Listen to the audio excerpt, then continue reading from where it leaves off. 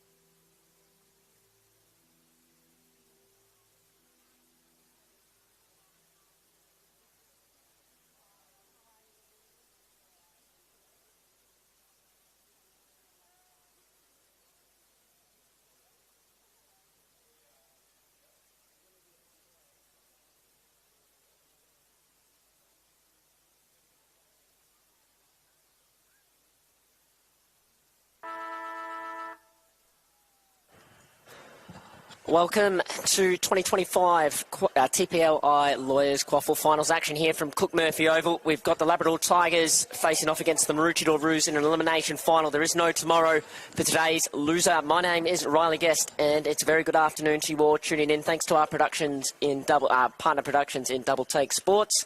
And I'm joined this afternoon by a man who is very well equipped at knowing how to win QAFL premierships. Brad Moore, good afternoon to you.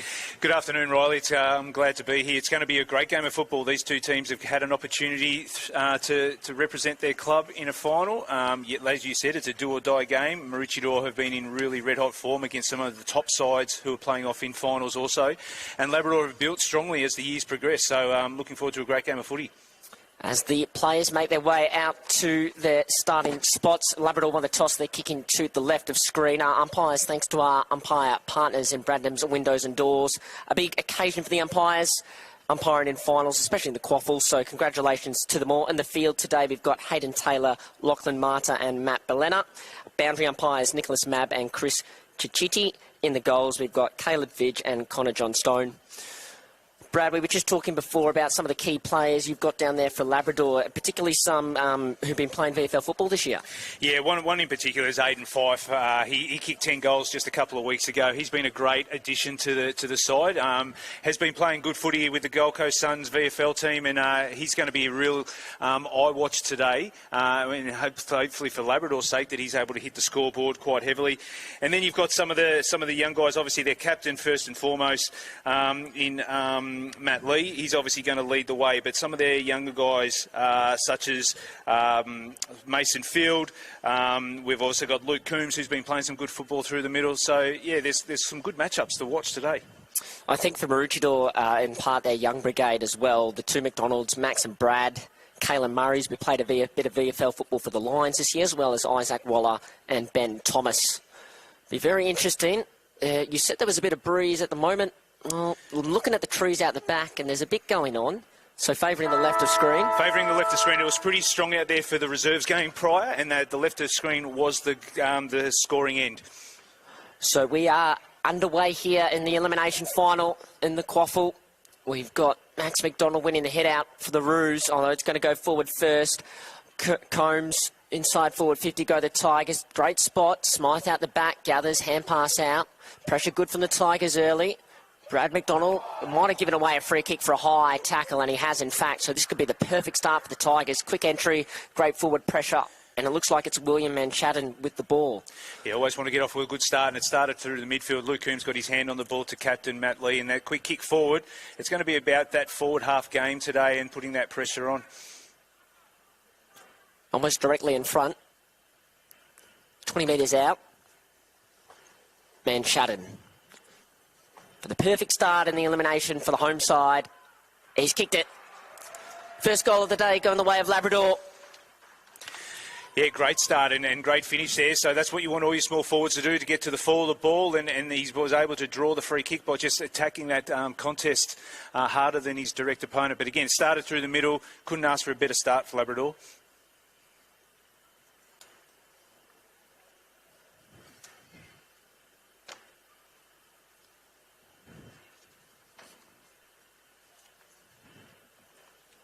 So a good, healthy crowd in. I must admit, my first time down here at Cook Murphy Oval, I really like how they've got the cars in around the ground. It's a bit of that old-fashioned footy field, doesn't it, Brad? Yeah, either end of the field's great. And I know they've got some junior teams in grand final today, so no doubt after those games are completed, they'll make their way back here to support the senior side. So Marcus Koo facing off against Max McDonald in the ruck. Neither ruckman got a hand to it. Govan was held out well. Koo followed up the ruckman. Did quite well. That hand pass as good as a kick inside forward 50. Go again, the Tigers. Brad McDonald wanting to make up for his Evan. Not his best exit kick, but it might work out. Thomas, the giveaway, hand pass to Ronchi. Got past one or two. Gave it to Young. Another wobbly kick, but it might work out. Good take by Wilson to Thomas. To Isaac Carroll. He's looking for Isaac Waller inside forward 50. To high kick, gets out the back. Well taken, Riddle. A rushed kick out of defensive 50. It might be a free kick downfield, I think. Late hit by the Roos. Fortunate too, because they had the numbers to put the ball back inside 50, Maroochydore. So Matt Lee, the captain, good composure out wide to a spare player. Got Coombs working for him. That's where it goes. Far wing, middle of the ground. Just ponders his options. Got a forward leading up nicely. Hits him on the chest. Got Lee in short if he wants. Said he's going to send it up and inside forward 50. The Roos have got the set. They almost spoil each other. Brad McDonald been involved early. Good and bad. Takes the intercept mark. So would have wanted a forward to jump up at that one, Brad. No, they've got numbers behind the ball at the moment, obviously kicking against the breeze, and Labrador are just trying to hold on. I think they won't want to just bomb the ball back inside 50 because the numbers Maroochydore have. So it's about finding those lead-up targets, lowering the eyes, as they're doing here, to try and draw the Maroochydore players out of that 50.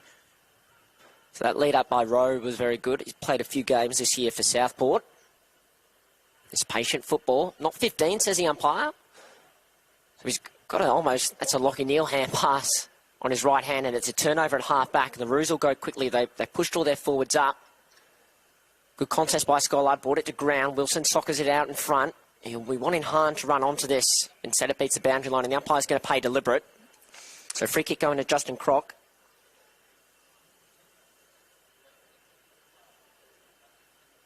He stepped in the field of play, so he's been told to play on. Just a high kick forward of the wing. It might be out of bounds on the full. It is. So seen a lot of errors from both sides early on, Brad. Yeah, that wind is very strong out there. And like I said, I think Labrador are going to be trying to play without having to kick the ball long to contest like they are with Maroochidore's setup. But then that means Maroochydore, when they win possession full, you just got to be patient. That's a great mark out there too. Yeah, Aaron Wilson having a good start. And he wheels around on his right. Looking for Skylar inside forward 50 in a wrestle. Can't win it. Cavallaro at ground level, bumped off it. Tigers got the numbers. Boundary line the winner. For your ball in about 30 metres out from Maroochidore's forward line. Oh, from their goal. Seems to be one-on-ones everywhere. Yeah, it's got one loose player dropping off Maroochydore, just kicking for that kick down the line. So there'll be a loose player for Labrador. Can't spot him just yet. Max McDonald's the spare man. And the Roos on the clearance. Burst away. Thomas kicked to the hot spot. Front and centre. No mark taken. Ronchi the winger. Dancing around a couple. Dancing around 3 or 4. Got a hand pass away. Maybe taken high. Kept alive. Governor around it. Maybe had his head taken off. Young got the hand pass to him. Ball dropped. Tigers doing this well. Nice little tap, and Lees ends up with the footy, and the captain. Bit of a risky kick. Didn't go 15. Now they've got the goal scorer in Manshatten. Just a bit of time, sends his kick up to half forward. Great kick, great lead. Well taken, Zach Marshall. He wastes no time on his left foot inside forward 50. His teammates have done well. They've got numbers here. If they can feed a hand pass, drop a ball, drops it at the crucial moment. Brad McDonald. Marshall following up, taking it ground, and a strong tackle by Adam Smythe. Ball still in the field of play. But that one maybe might have gone out of bounds. Zach Stone now. The rebounding kick. You can see the wind because the ball just held up in the air and stopped. It went to ground. No one got a hand on it. And then Young laid a big tackle on Koo and calls the ball up. Yeah, Labrador looked good then on that transition play. Had the numbers out the back. Just that one little skill error cost them. Otherwise, they might have had another opportunity to score. Well, Rowe might have had his head taken off. Coombs does well, gets around quite easily. But his teammate who got a kick out in the nick of time, and that short kick to field worked well. He goes to the predictable, dangerous spot. Labrador, one went up, one went down. The one who stayed down got the footy. And they kick it to Bailey Brown at the 50. He's got a teammate in the pocket if he can find him, and he does. Not rushing themselves today, no, Labrador. Good composure. Look, Coombs has been good in close, just been composed with the ball, hasn't just given the ball away. He was good there in that stoppage just in front of us, and they were able to clear the ball, had the numbers there. So with this breeze and the way this wind is as well, the team that can be the most efficient with the ball is going to reap the rewards. So William Manshatten from just inside 50 pulls his kick quite nicely. Can he get a teammate? No, it hits the ground. Football's alive. McDonald laying the tackle straight away. Wasn't a bad option. He would have liked to see him go back. You would think he'd had the breeze behind him. It was nearly the kick that he wanted. Stone fighting for it. Hand pass out the back. Dangerous. Time for the Tigers to steady on his left. Top of the goal square. Knocked through. Rushed behind. First minor score of the day. Labrador 1-1-7. Maroochydore yet to score. Just over 7.5 minutes here at Cook Murphy Oval. Zach Stone with the kicking duties. So it looks like Labrador are just going one-on-one from kick-ins. So Stone, normally an inside midfielder, has made his way to the back line for this clash. His kick at the best part of 50 metres. Waller fed a hand pass to Wilson. Not his best kick, though. Cut off by Croc. He's got the switch on if he wants. Instead, he had a spare. He had a couple of spare players, in fact, out on the wing. There's a nice 45-metre kick to find him, and this one was short to Brown. He's got 3 or 4 forwards leading at him, and the lead by Rowe is eventually rewarded. He's 60 from goal. Sends that kick up quite high. Brad McDonald might have actually copped a Falcon. Ball out to the backman. Shannon. Goal. He's kicked it. Great finish on his left foot. William and Shannon well roved and crumbed. And he's got the only 2 goals so far today as Labrador get out to a 13-point lead. Yeah, already looks real lively there at the fall of the ball, but I think you called it. McDonald, he was in perfect position to take that intercept mark. He's actually positioning himself really well for that long ball in. Unfortunately, went through the hands, may have hit him in the face, but you're right. You've got that man Shannon, 2 goals on the board. Need to keep an eye on him because that's a great start by a small forward. I think the kick from Croc that went out to the wing, it was a 45-metre kick. Just able to identify the spare player. Yeah, definitely, mate. The turnover, running off half-back and the quick turnover, Labrador were able to take full advantage of that with that kick and then move the ball forward. But, again, McDonald, you think he would mark those 9 times out of 10. But it wasn't to be, and the score's on the board. So it's a good start by Labrador, making the most of that breeze. Just the pressure of finals football sometimes, especially for a young side. Well, both sides, in fact, are young. As we get back underway, McDonald... Max, this time, McIver, the clearance, can't get a clean disposal. Wilson lays the tackle, ball gets out. Croc caught his name a few times today. Good vision again, asks a lot of his ruckman. He's chasing after Govan, got a hand pass away and then went back and got his own footy, fell down. And his hand pass was in fact a turnover that time. A free kick for high, and the umpire I think was set to call advantage and then pulled it back. So Coombs to Lee. They played this chip mark game quite well when they don't have options, Labrador. Yeah, they're playing smart at the moment. This is real intelligent football. There's no need to rush. We're only early in the game. It's a Miller, very short kick, in fact, not the 15. Reese Nichols. Hand pass out the back to the sweeper, so they've got time, although maybe not his best kick, up to half forward. Inside forward 50, go the Tigers. And going back with the flight of the ball. That was a great mark. That's Kai Nichols there. Kai Nichols. He's going to play on. He does, to the top of the goal square. Out the back. No mark taken. Forced to ground level goal. Bradley Oglow gets his 34th goal of the year. Opportunist goals, really. When the ball's hit the ground, they've got a free kick for their first one, and then you had Shannon rove the ball really well, and then another roving ball there by Oglow. They're making the most of the opportunities when the ball gets inside their forward 50s, and I think that's what's important at the moment with Labrador. They are chipping the ball around between the arcs, and then they're trying to make sure when the ball has to be kicked long, it's getting deep. It's not going shallow. They're getting the ball deep in, and they're getting numbers to the ball, and they've been able to score those 3 goals. So full credit to the way they're moving the ball inside 50. They look very dangerous when the ball hits the ground. Doesn't matter if they're tall or small. Yeah. And even with the patient build-up, it's still one-on-one football, and it's the case of I'll beat my man. That's right. Like I said, it's important that chip footballs, there's nothing wrong with it, but it's designed to get the ball deeper inside forward 50 rather than shallow entries from 40 to 30 out. It's going into that 15 to 20. So Wallace into the ruck against Koo. The bounce favoured Koo. He's hit out. Favoured his teammate, but he decided to wrestle instead. He's given the free kick away. So McIver, he's gone back a long way. Runs around on his left, inside forward 50 he goes. Cavallaro's got a fly from the middle, made a good attempt of it, but the spoil was just as good. The Roos with a hand pass and then inside forward 50. They go Young on the chest. It's a great kick inside 50.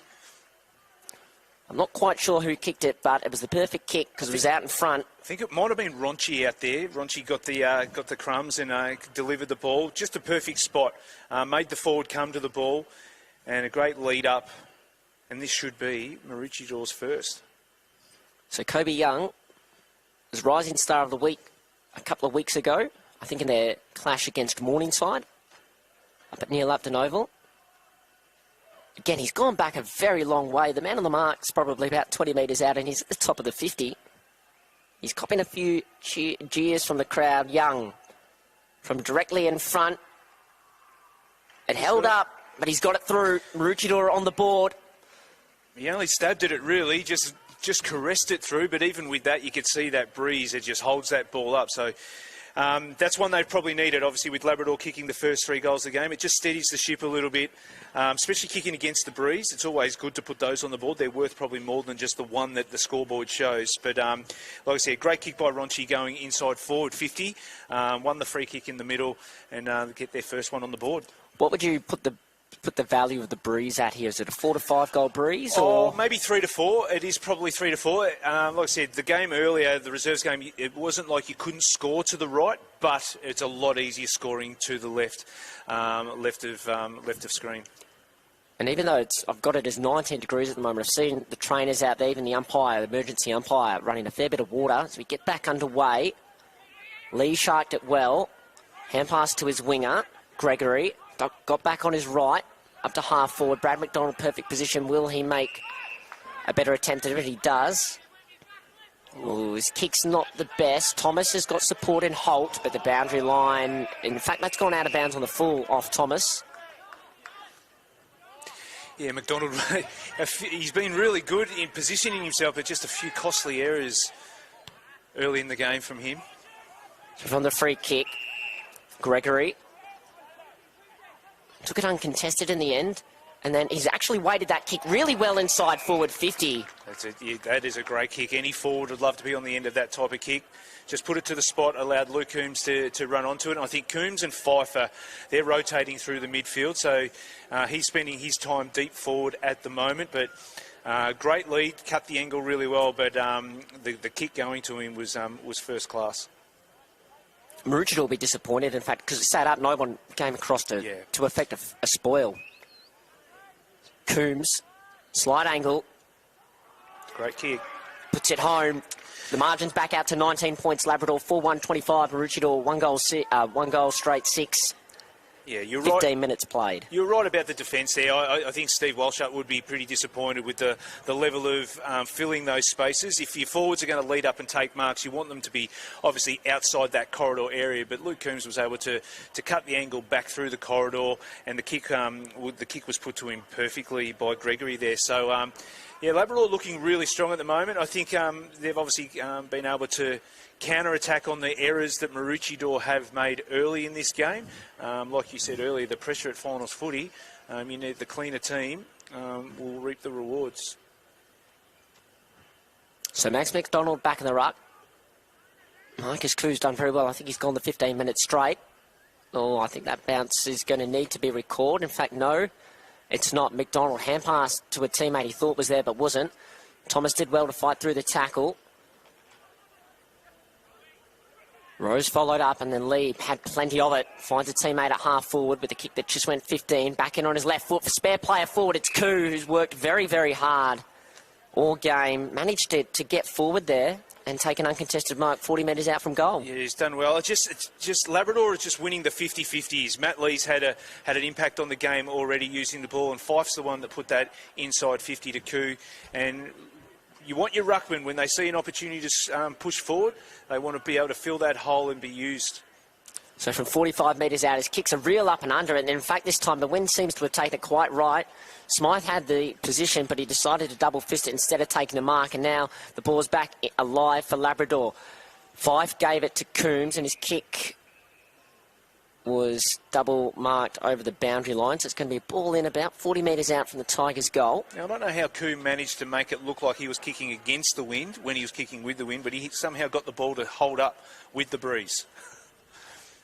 The wind is very strange at times at football grounds. Maroochydore the clearance, rushed kick. They'll just want it to get out of bounds. We've seen one deliberate paid today. We won't see another one paid that time. Very quickly around the grounds in the other games of the QAFL final series. So Palm Beach, Currumbin trailing by 2 points to Aspley. Surfers Paradise lead 16-1 over Redland Victoria's Point. And then in the other elimination final, Morningside, a great start for them. They leading 21-0 against Broad Beach as the ball is tossed back into play.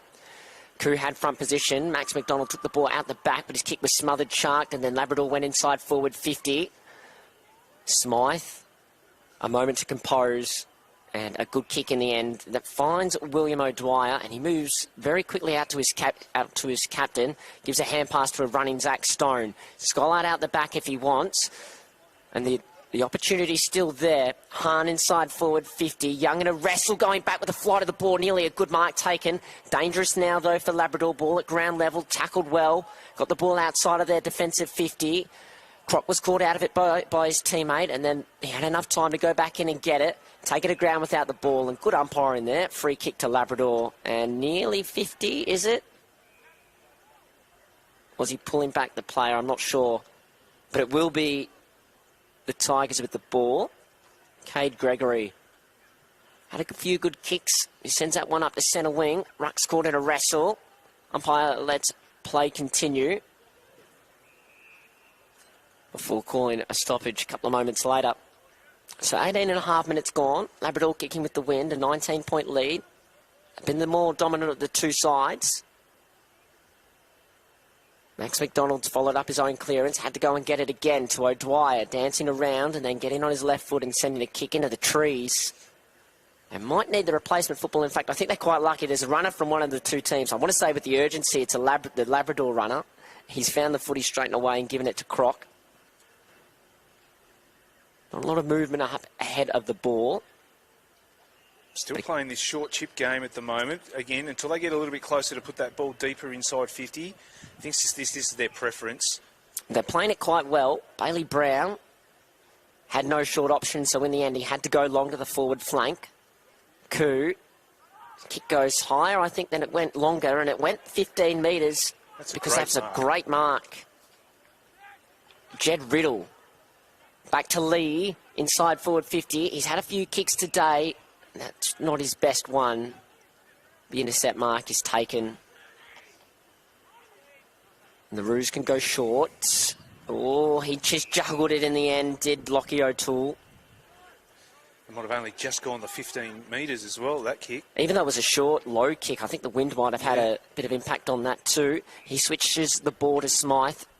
Runs his full measure up to the far wing. No mark taken. Ball gets to the boundary line, and we'll have a throw in as we tick into time on in this opening term. Yeah, so Labrador definitely dominating the front half game and the inside 50s. But to Maroochidore's credit, they've only allowed the 4 goals in. They are defending quite well, getting their numbers behind the ball. They're really breaking down in transition around this wing. This is where they turn the ball over and give it back to the Tigers. And as you've mentioned a few times, Brad, the short kicking game up till about half forward, and then it's not a blast inside forward 50, it's direct kick to someone. No, that's it, and they're just winning this contested ball, which they've done again here. Matt Lee's been really super this first quarter. He's looking for Kai Nichols as he goes inside forward 50 in front position. He takes a good mark. And their 4 goals so far today have all been relatively, what we call straightforward set shots. I think this is going to be anything but. Yeah, tough from over that side. We'll need to put this right in front of the teeth of goals and allow the wind to blow it back in, but it'd be a great kick from there. So Kai Nichols from 35 up against the boundary line. That wind is doing all sorts of crazy things. The kick, in fact, fell about 5 metres short before it was punched through for a behind. So margin out to 20 points.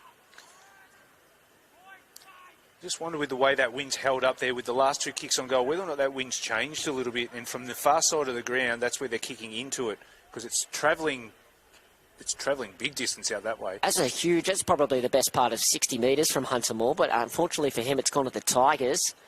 They're on the wing. They've got spare players at half forward. That ball held up again in the air, but Rowe had to sit under it. Got a good jump at it. He had Darrington leading up quite hard through the middle. Now he kicks to a contest out the back. Good body work. I thought the Tigers had taken the mark, but they hadn't.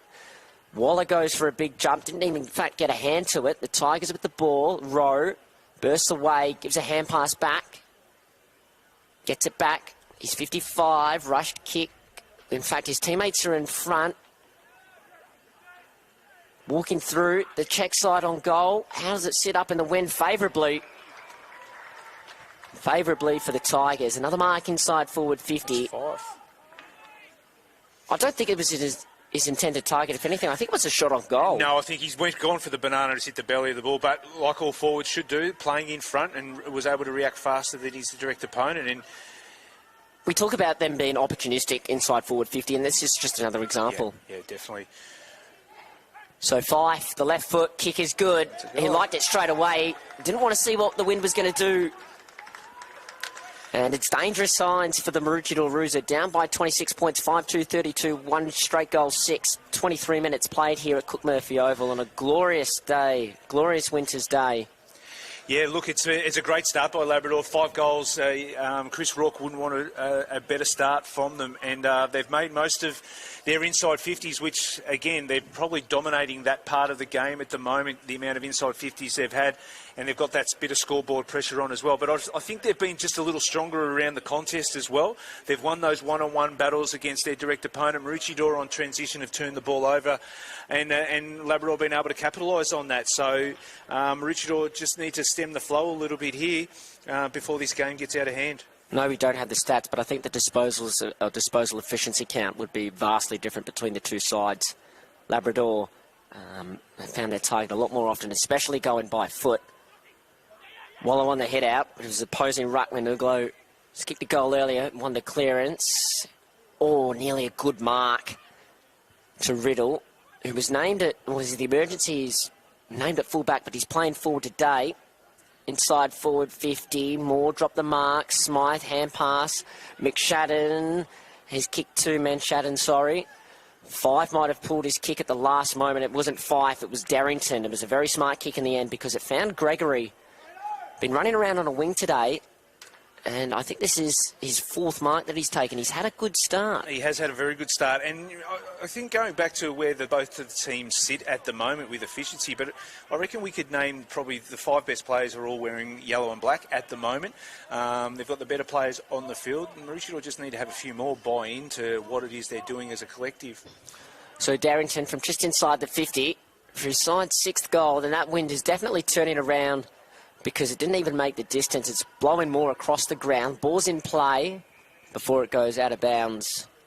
I must admit, Brad, I'm a bit more familiar with the Maroochydore team. I've called their games a couple of times today, and there are some names that I just haven't called, called 2 or 3 times, if at all. Yeah. So, yeah, particularly some of those younger players, and they'll be wanting to get involved. Waller grabbed the ball out of the ruck, got rid of it by foot, and it went out of bounds on the full. So Sullivan, and we've talked about how the wind has kind of changed direction a bit. This is going to be, well, I think it was Kai Nichols had a shot from here a couple of moments ago, and it didn't make the distance. So Sullivan's going to have to pull something out of his trick bag.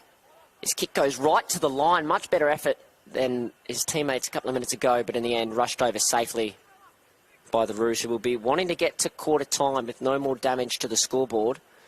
6 goals, having been kicked so far, you would say we've probably got to at least the 30-minute mark. Yeah, they need this is a great kick in from fullback. They've got transition and caught him out the back here.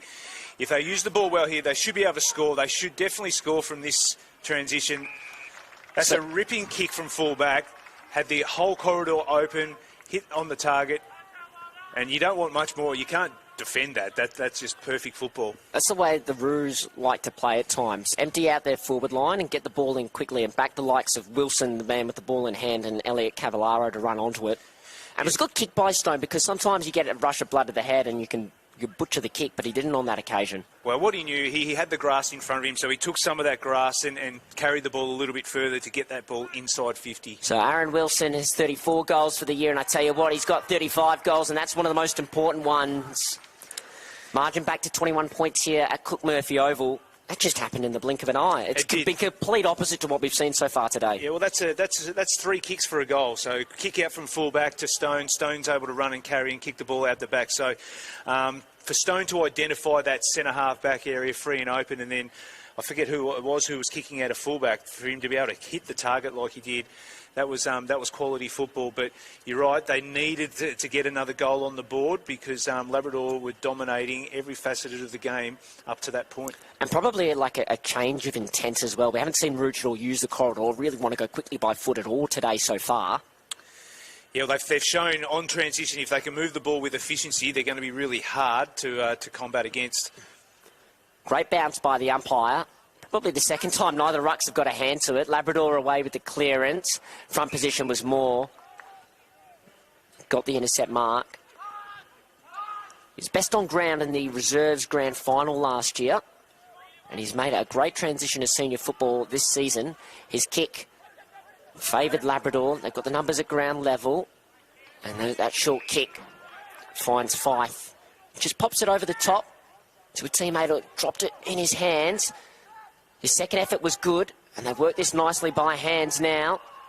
Nichols from the boundary.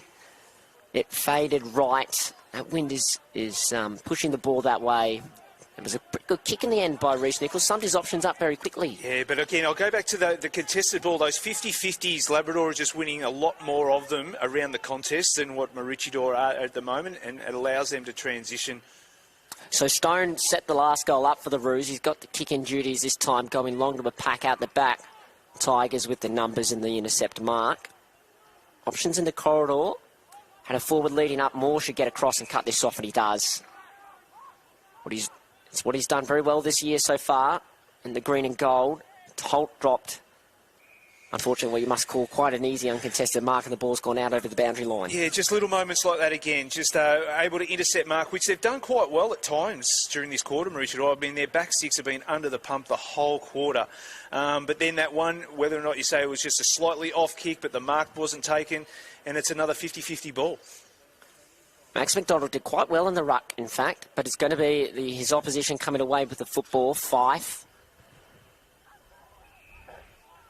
Sullivan wastes no time. 2-on-2 inside forward, 50. Smythe got a fist to it. Man, Shannon at ground level, boundary line, the winner. Yeah, I think the back six from Maroochydore will be screaming out for quarter-time break to get a break because they've been under the pump this entire quarter, and then inability to transition the football and rebound the football has been prevalent. They just can't get the ball over halfway at the moment. There's a forward 50 stoppage. Ronchi, a strong tackle.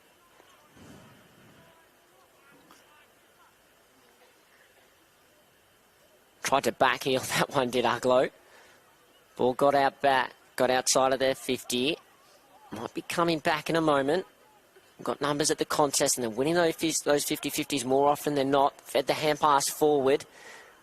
Field to a teammate from 45. Running shot on goal. Away to the right. There's just a few wasted opportunities, Labrador, to really put... another kick turned over. Govan, the captain, had to go and get it. Umpire said he got a hand pass away. Might have thought the home side that it was a throw, but the siren's gone for quarter time here at Cook Murphy Oval. A dominant opening term by Labrador, kicking with the breeze. 5 goals, 5-35. Maroochydore.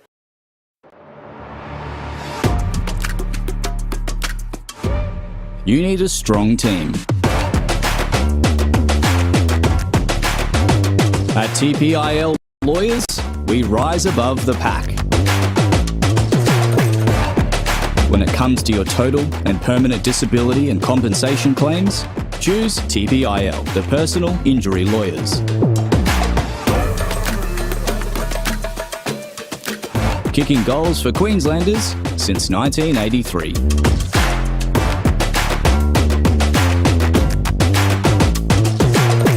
TPIL Lawyers, proud partner of AFL Queensland.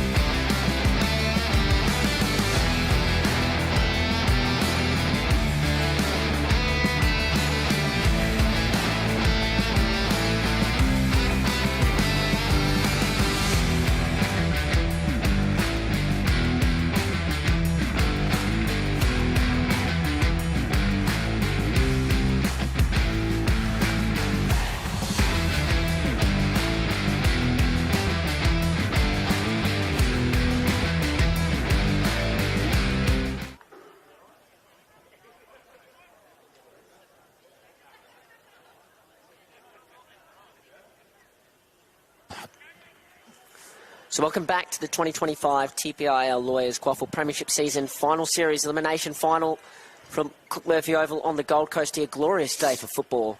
Labrador Tigers, the home side, 5-5-35, leading Maroochydore Roos, just the 2 straight goals on 12, 23 points, but the Roos now kicking with the win, Brad Moore. Well, what we thought was the win, that is the scoring end. Not too sure if the breeze has changed a little bit, but no, Labrador really dominated that first quarter, probably had nearly 20 inside 50s and were able to hit the scoreboard 10 times. Probably could have had more goals on the board, such was their dominance. A few times on transition, Maroochydore were able to hit the scoreboard, only with the 2 goals on the board. So when they can get the ball moving freely in transition, they look good. But it's that contested ball, that finals football, where you have to win the one-on-one contest and you've got to be good around the contest. That's where Labrador had the ascendancy during that first quarter. And it's all being spearheaded by their captain, Matt Lee. I can see him going toe-to-toe there with the Maroochydore captain, Josh Govan, as we get underway in this second term. And that bounce is going to be recorded. It's a bit of a tricky centre. We've seen a couple of bounces go very askew in all directions today. So this time the ball will be tossed up. Star-studded midfields for both sides. Lee gathered it, threw it out. Well adjudicated by the umpire there. Perfect positioning. So it'll be Govan with the football. Be a good matchup for the full 4 quarters if the 2 captains just go toe-to-toe. I think Lee's dominance in that head-to-head battle at the moment is probably reflective of where the game is. As Govan goes inside forward 50, Coombs couldn't take the mark. Thomas roved it well on his non-preferred foot. His kick up to goal. Voila! The ruckman flew in from the front. We've seen Labrador do that a couple of times today, going back with the flight of the footy, and this time we saw Maroochidore's young ruckman do so. So the ball does look like it's holding up a little bit there, and you made the call, Thomas, great crumbing at centre-half forward and was able to put the ball deep. This will be a great start for Maroochydore. Now, we know how ruckmen have to think a bit harder than most. Voila was thinking his way through that. He wasn't executing it as nearly as well as he would have liked. He's nearly missed 3 sets of goals there, I reckon. That's how far he's kicked it across the face. Maybe just a smidge too casual. Would have liked to see him take a couple more steps. A bit too casual. It's very early in the second. He'll definitely have time to redeem himself, I'm sure, throughout the game. Confidence-building mark, but not impacting the scoreboard. So the margin's still 23 points. That's a brilliant kick, that lead up. Hits Riddle on the chest. It's nearly 50 against Hahn for running in the protected zone, but I think he was following Rowe. So they like playing this game, Labrador. They want to try to find the loose players and keep possession of the football. How do you defend that then as Maroochydore? Well, Maroochydore just need to pick up their one-on-ones and force those kicks down the line. So that's played into Maroochidore's hand. The long ball, they've got the numbers down the line. I think you've made call. Maroochydore got probably a taller side out there, so marking's not going to be their issue, but Labrador has to take that strength away. So Moore took the intercept mark, went to Govan, who went to Thomas, and then Thomas sent in high and long inside forward 50, but it was to the advantage of the Tigers, and they were able to take the intercepting mark. They've got the ball in the back pocket, and this ball just gets roosted out of there, and it's going to be coming back because one of the McDonald brothers has taken... Well, there's been intercept marks galore in this second term and sends it inside forward 50. It's on the head of the Tigers player, so Scholar could come in and crash and bash. Young Rowe crumbed it. He's got teammates sitting under it, and Wilson took a good mark in his hands in the end because he had opponents coming across the top and they missed it, and he just stood tall and took the mark. So twice you've got Labrador trying to exit their back end, and they've ended up kicking the ball long. And as I said, they prefer to kick the ball short, maintain possession of the footy. Their long kicks, they want to be forward of centre, not backwards of centre. And Maroochydore have been able to intercept marks, and now they've got another inside 50. So they've had the last 3 inside 50s opportunity to hit the scoreboard. So Wilson, from 45 out, makes the goal umpire work a lot. It's just a behind in the end. So they've had 2 shots on goal this quarter so far. Bit of a let-off so far for the Tigers. Yeah, they've started a lot better. They've set up the ground really well. Again, wanting the Labrador to have to kick the ball long rather than use that short kicking game. And we're going to see another long kick here from the Tigers. And it's bounced out before going out over the boundary line. A lot of game being played on the far side of the field too, so the wind is obviously dragging it. That's the defensive side of the ground. saw it on that last inside forward 50. The Roos, I think, will try to utilise the centre square, get a bit more direct access going inside forward 50, which does leave them open to the counter-attack. We've seen how good Labrador's short kicking game has been today. Thomas taking it down, was taken down without it. He looked corridor there for Stone. In fact, he's got Hahn there as well. They're standing within 5 metres of each other. He elects to use neither of them. Sends it up high, inside forward 50, about 40 out underneath it. Good, strong mark. That's Christian Webster. He's had a productive start, and there's a little bit just going off the ball. Cavallaro got Bristow to the ground, but no free kick. Webster, long kick, and that one's out of bounds on the full. So, not fortunes, but the state of play is almost reversed to what it was in the first quarter. Yes, we're going 5 minutes, and the ball really hasn't got over halfway at this stage, and that's another kick that's the wind's dragged it and taken it further. So, quite obviously, the defensive side of the ground that Labrador will play predominantly until they get the ball forward to centre. Maroochydore need to find their way around it. So Moore's worked his way into the game quite nicely. Not his best kick inside forward 50. Tiger's going to run this out by hand. A bad bounce. So has to go back and get it. Lee just moved his arm so quickly. Got it to man Shannon. Now they're on the run here. Coombs. Still going by hand. Misses the target. Got time to go back and get it. Good kick short. 60 from goal. He's got a man in the pocket. It's Coombs who's worked all the way down there. And he watched it nicely. He's going to take the mark, play on, run around, snap on his right foot. And he's going to miss. We mentioned, of course, he had a great start to the game, and he's looking very dangerous already, Coombs. His ability to run off half-back as a midfielder and link up about 3 times and be in that play.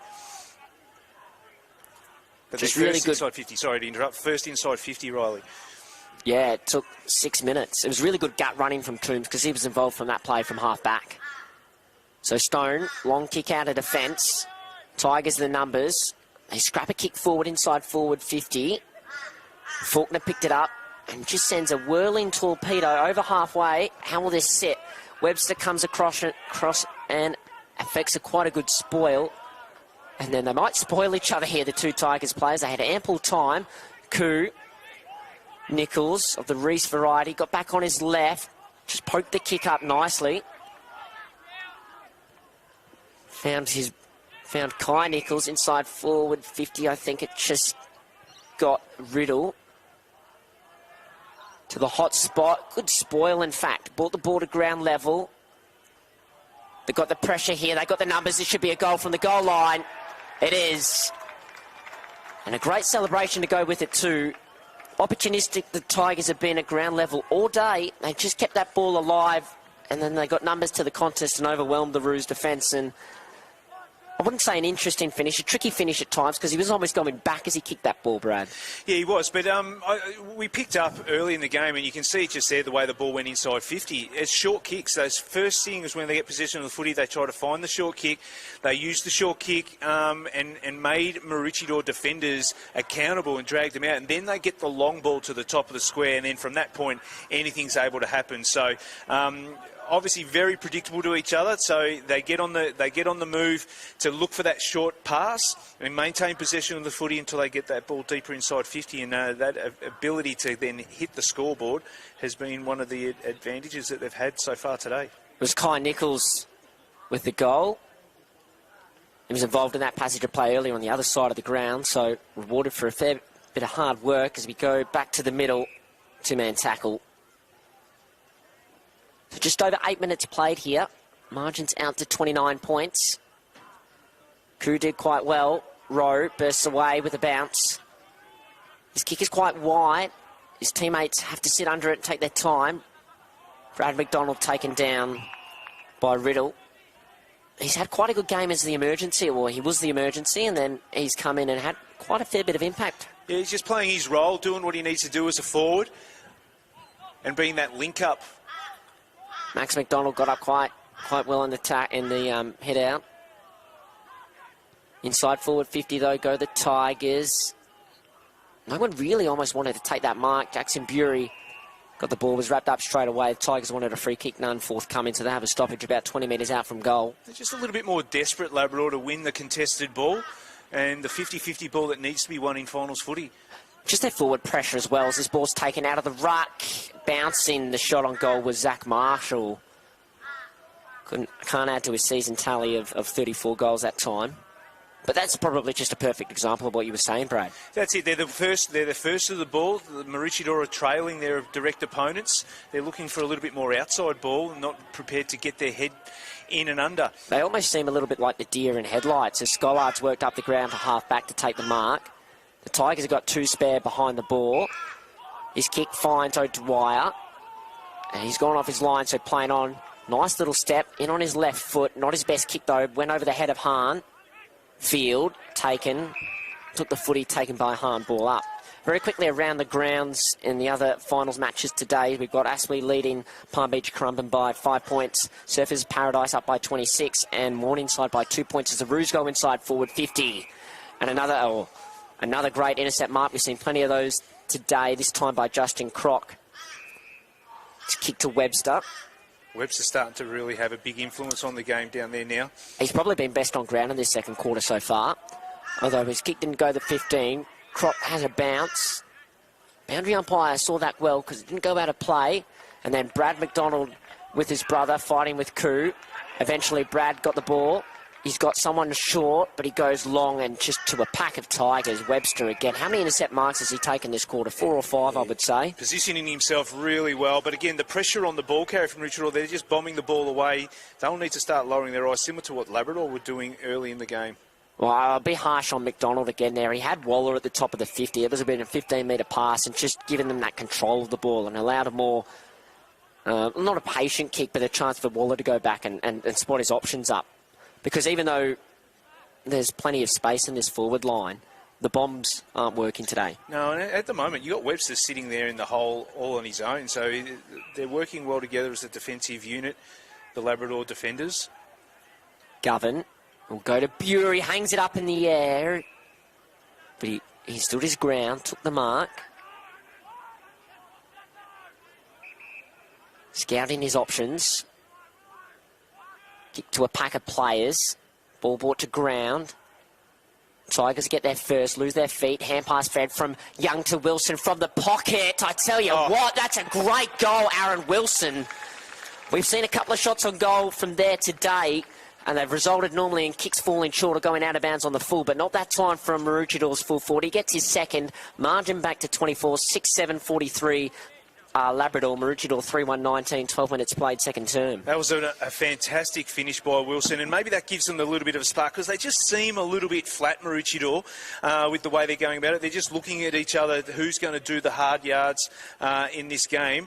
But again, the ball went in, and they had numbers to the contest there a little bit better. At the fall of the ball, they were able to release the handball, and Wilson was able to kick a fantastic goal from the pocket, one where not many players have been able to hit the scoreboard from that side of the ground as to date. But yeah, they needed that. Hopefully that sparks them up a little bit because Labrador are really dominating just all around the ground.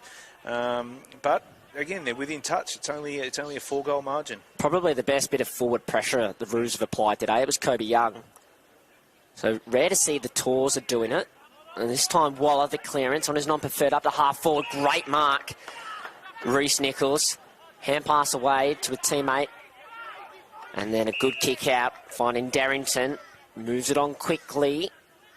And right in front of the coach's box, I can't see, Fife with the mark. Wheels around on his left, inside forward 50 he goes. It's to a very dangerous spot. Tigers had the sit, couldn't take the mark. Kai Nichols fumbled. And then he's got the ball caught between both legs, fighting through the tackle. And then we have a stoppage in the end. Yeah, and Labrador's ability to spread and move the ball fast off half-back was fantastic. Ball at ground level alive. Uglo, Nichols, Kai, snap on goal for the immediate response. Goal umpires had to work very hard. The Tigers think they've kicked the goal. Goal umpire begs to differ. So in the end, Chister behind to Kai Nichols. The celebration nearly convinced the umpire. Well, in fact, I want to say it didn't because he kept walking, or he was running, following the flight path of the ball. Everyone, even on the hill, just behind the goals, was up. Kai Nichols is definitely up. And then, what's that, about 4 or 5 out on the full to that side of the ground so far this quarter? Yes. Yeah, that wind, I would say, looking at the ground, it's probably blowing towards the scoreboard, the electronic scoreboard. So Isaac Main, inside forward, 50 from behind. Have we got a mark? No, we've got a ball up. The Tigers player took it, came down, ball hit the ground, spilled out, and he was wrapped up straight away. It was a brilliant leap from second in the pack. Shoved out of the way, Waller, kick got to a teammate. Miller, snap on goals. Very good, sorry, Mason Field in the headgear, the number 12. Brilliant forward running, classy finish. But again, a defensive stoppage for Maroochydore, and they were just trailing the direct opponent. And the ball came out, that 50-50 ball win. They had no one on defensive side to stop it going forward, and the handball went forward to Mason Field, who, as all small forwards should do, kicked a very, very good goal. And again, just some defensive acts from Maroochydore, or lack of defensive acts, is really concerning if I was Steve Walshup, because it's not, they're not prepared to do some of the hard work that's required. And another stoppage there, the 50-50 ball, like I said, the contested ball. Labrador just outworking Maroochydore at times. So if they can, Maroochydore can change that somehow, and that's just more of a mental thing, of a want to do rather than a need to do. So. But a great finish by Mason Field. Even just thinking about how the two sides have defended this quarter, Maroochydore have had more inside forward 50s, but the Tigers' defensive setup, especially led by Christian Webster, almost impenetrable at times as the Tigers are going to go forward. Koo's kicks actually worked out quite well. Bit of a wobbler. Faulkner fumbled at the crucial moment, went back and got it. Hand pass to O'Toole, taken to ground.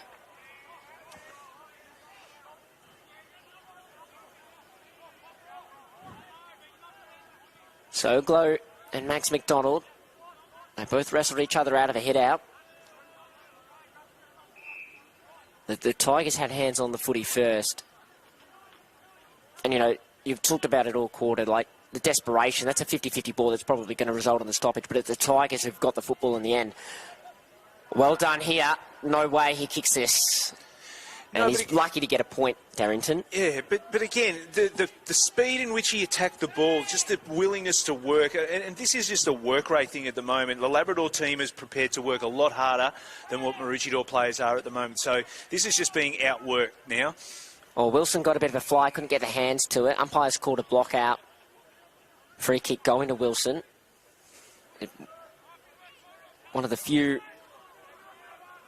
who's had an impact from Maroochydore so far today. He's got 2 of his side's 3 goals. And both Maroochydore players are leading to the same spot there. So the kick's pulled, Holt gives it back.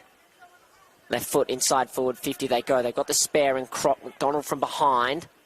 Croc and Koo. Croc will get there first, taps it to himself to keep it alive. He'll be happy if this goes out over the boundary line, and that is in fact what does happen. So it's 32 points the margin, 17.5 gone in the second term, but it's 16 scoring shots to 4. Yeah, I was just looking at that, Riley. That's the telling part of the game at the moment. It's a dominance by Labrador with 16 shots on goal. They should be a lot further in front, and Maroochydore are lucky to be as close as they are. And we wanted to try and get one back here. Koo's had quite a good game. Gavin will get there first, push to ground, can't gather it cleanly. Oh, Lee got the hand pass, and they're away here, the Tigers, if they can link up these hand passes. They fumble around for some time, does Croc. And the kick was pretty good, in fact. The mark was dropped. Brad McDonald worked his way around a couple. Good composure, one-on-one. Gave up front position to the Roos. I thought it was a mark. Was it maybe touched and spoiled in the marking contest? Oh, he's paid the mark. Paid the mark. So, Main, short. They've done this very quickly. 2 kicks. Lee. Riddle at half forward is there. He feeds a hand pass through quite nicely to the runner. Now they're in a little bit of trouble.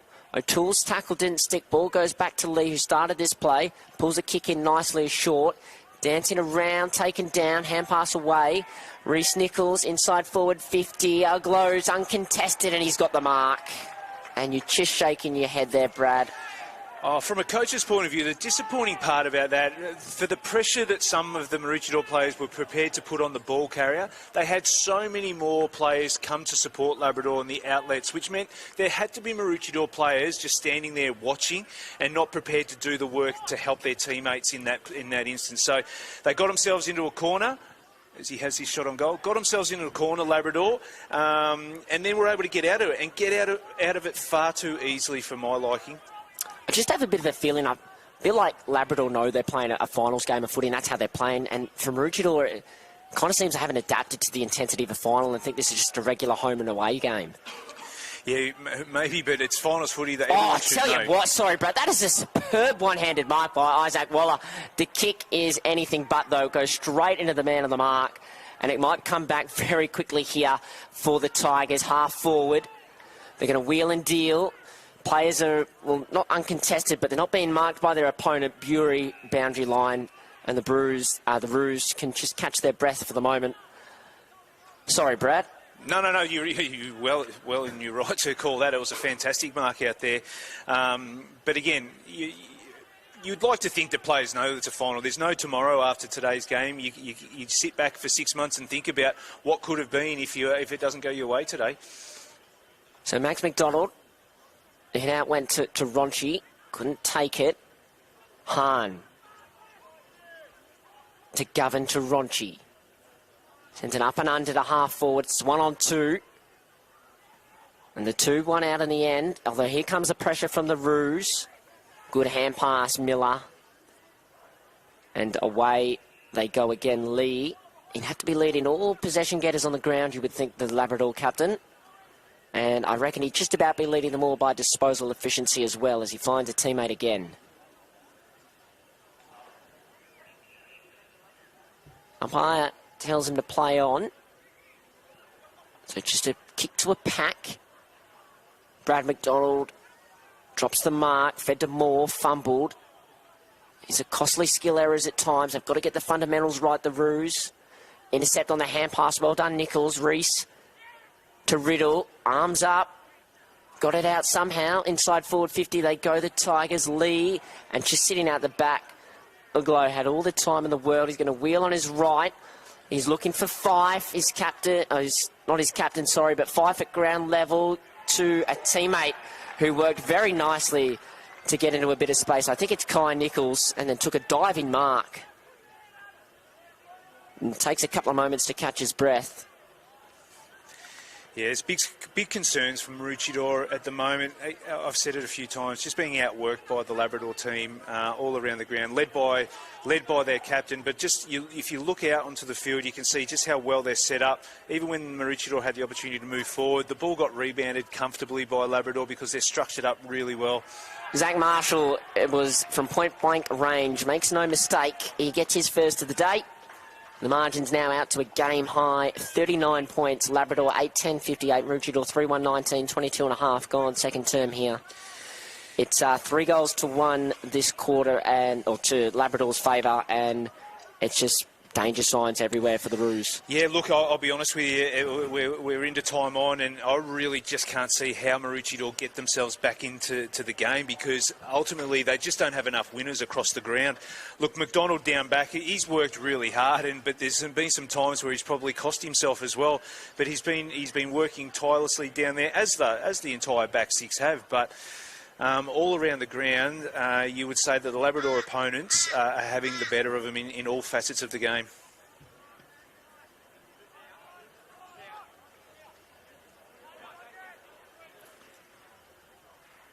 Back in the middle. Good bounce by the umpire. Waller got up and got the hit out. Uglo's had quite a good second term, been involved in a number of passages. Roller, brilliant pick up and a bounce on his left foot. He's looking for Marshall again. Doesn't get there. Moore was trailed to the ball, but had to go and get it. Smythe is asking a lot of Carroll here. And in fact, the ball gets out over the back. It ends up in the hands of Cade Gregory. Good decision to switch the ball. Just short. There's not a lot ahead of the ball, not a lot of movement ahead of the ball. And no one's manned the mark, so in the end he just kicks from where he was standing. It's to half forward. McDonald, Brad takes the mark this time.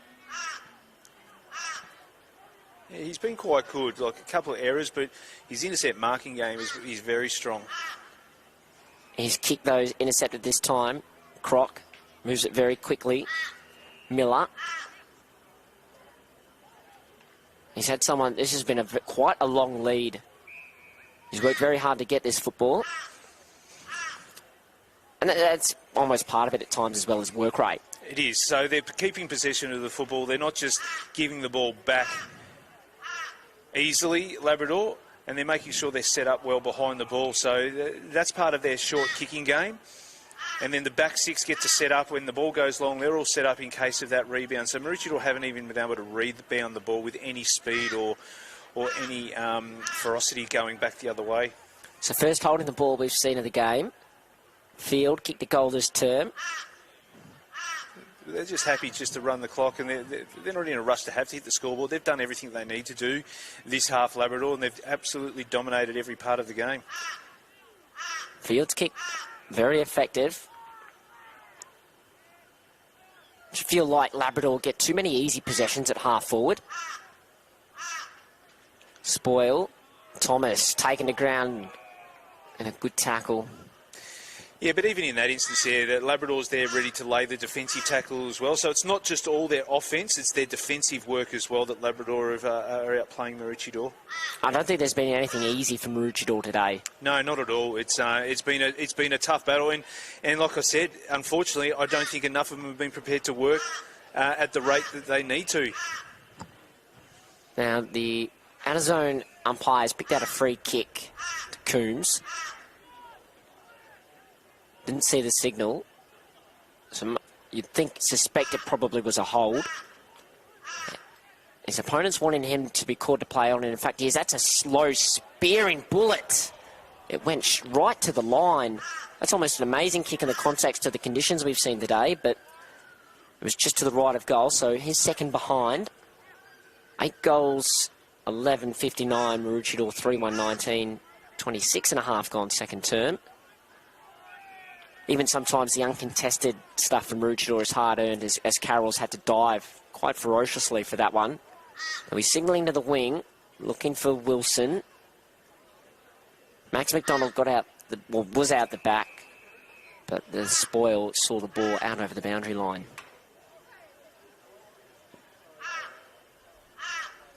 Yeah, everything that they're doing, Maroochydore doesn't seem to have much system about it now. It's I think they're looking around, and it's a tough task for them out there. They've been beaten in all facets of the game. They need to find a few winners and hopefully just kick 1, maybe 2 goals to finish the quarter off, give them a bit of something to look forward to come the second half. Coombs trying to break his way through that tackle. He's going to be pinged here for holding the ball. I would like to see the Roos try and use the corridor on a short kicking game a bit more. Short kick, McIver, not his best. Moore, hand pass as good as a kick. Talk about hard-earned. Moore was by himself, fumbled it. Smythe fed it back to him. Rushed kick up to half forward, might work out in the end. Wilson had it bounce, and his long kick inside forward 50 asks a lot of Scollard. Ball fortunately hit the deck, but Crotch has grabbed it and waltzed through the middle. His kick, though, not his best. Turnover, 60 from goal. Got to be patient and smart here. Well, probably not neither, but the ball's at ground level. Webster had a great quarter. They just worked this out nicely by hands. I've been impressed at times with the Tigers' ability to just recognise that the way they need to move the ball or how they move the ball needs to be changed, and they've done that quite well this quarter. They've been fantastic. Look, just in that instance there, their numbers to support and numbers to follow up and help each other has been fantastic. It's the difference between the two teams. Gets out the back, does Field. He's done quite nicely. He's got a teammate short, Riddle, not his best kick, Field. So the ball's just trickled outside of the forward 50 for the Tigers. They've got numbers around this ball. They'll be wanting to send it back inside. Field To the left foot of Fife, and Kai Nichols fumbled the mark, hit the ground. Oh, wow. I think that's Harry Sullivan. He has put it into, well, the next field, basically. Just at the belly of the football, out of bounds on the full. But again, just that transition from one end of the ground to the other, it was just too easy for Labrador. There was just not enough effort from the Maroochydore players to stop that. And when the 50-50 ball was there to be won, again, Labrador players wanted it more. Stone, his kick doesn't look the best. Might work out okay if Moore can gather, because he's got a teammate in support. It goes off the ground, and there's a real sense of panic in Maroochidore's game, because that is quite uncharacteristic of O'Dwyer. They're just running forward in waves at the moment, the Tigers. They've missed the last couple of kicks going forward. Strong tackle by Coombs, and we'll have a ball up, 55 out from the Tigers' goal. Nearly about to tick past the half an hour mark of this second term. We've only had the 4 goals. I feel like it's got to be a longer quarter than what the first was. Unglo just grabbed it out of the ruck. His kick went out of bounds on the full. There's been a lot more out on the fulls than goals this quarter, that's for sure, because ball's been played on that side of the ground predominantly.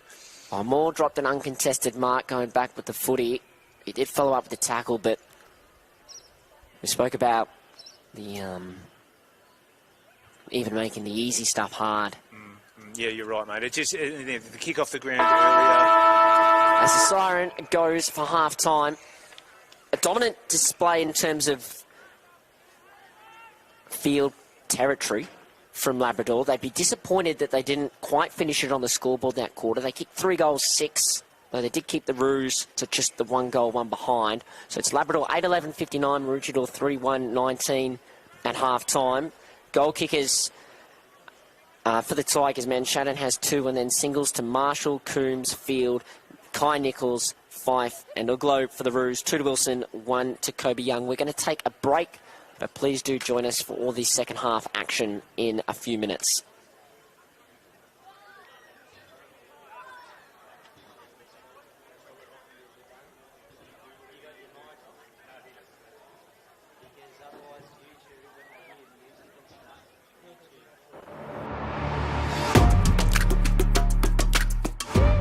You need a strong team.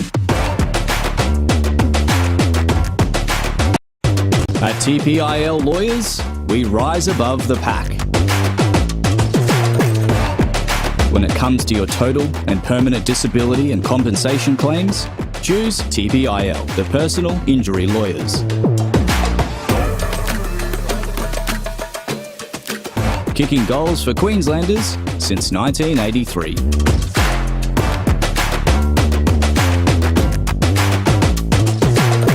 TPIL Lawyers, proud partner of AFL Queensland.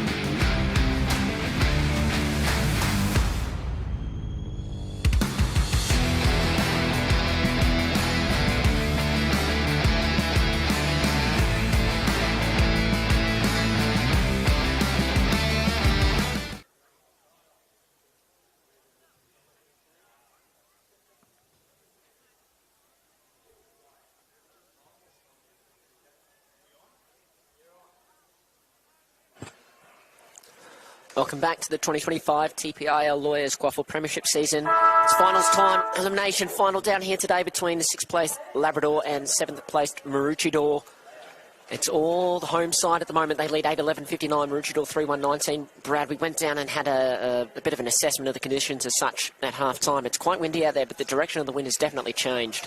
Yeah, definitely. That's a strong wind that's going to the far side of the field, and that's where most of the play was, especially during that second quarter. So that's the defensive side of the ground, hence why we haven't seen a lot of the ball played on this side of the ground, but that is a very, very strong breeze. So it's not really advantageous to any end, so it's not like Labrador kicking with the breeze now is making Maroochidore's job any tougher, but Maroochydore have to do a hell of a lot to get back into this game based on that first half. I know it's a word that's thrown around almost willy-nilly these days, but intent. Yeah, that's definitely right. I made mention of it during the first half. It was the ability of Labrador's players to work harder than the Maroochydore players.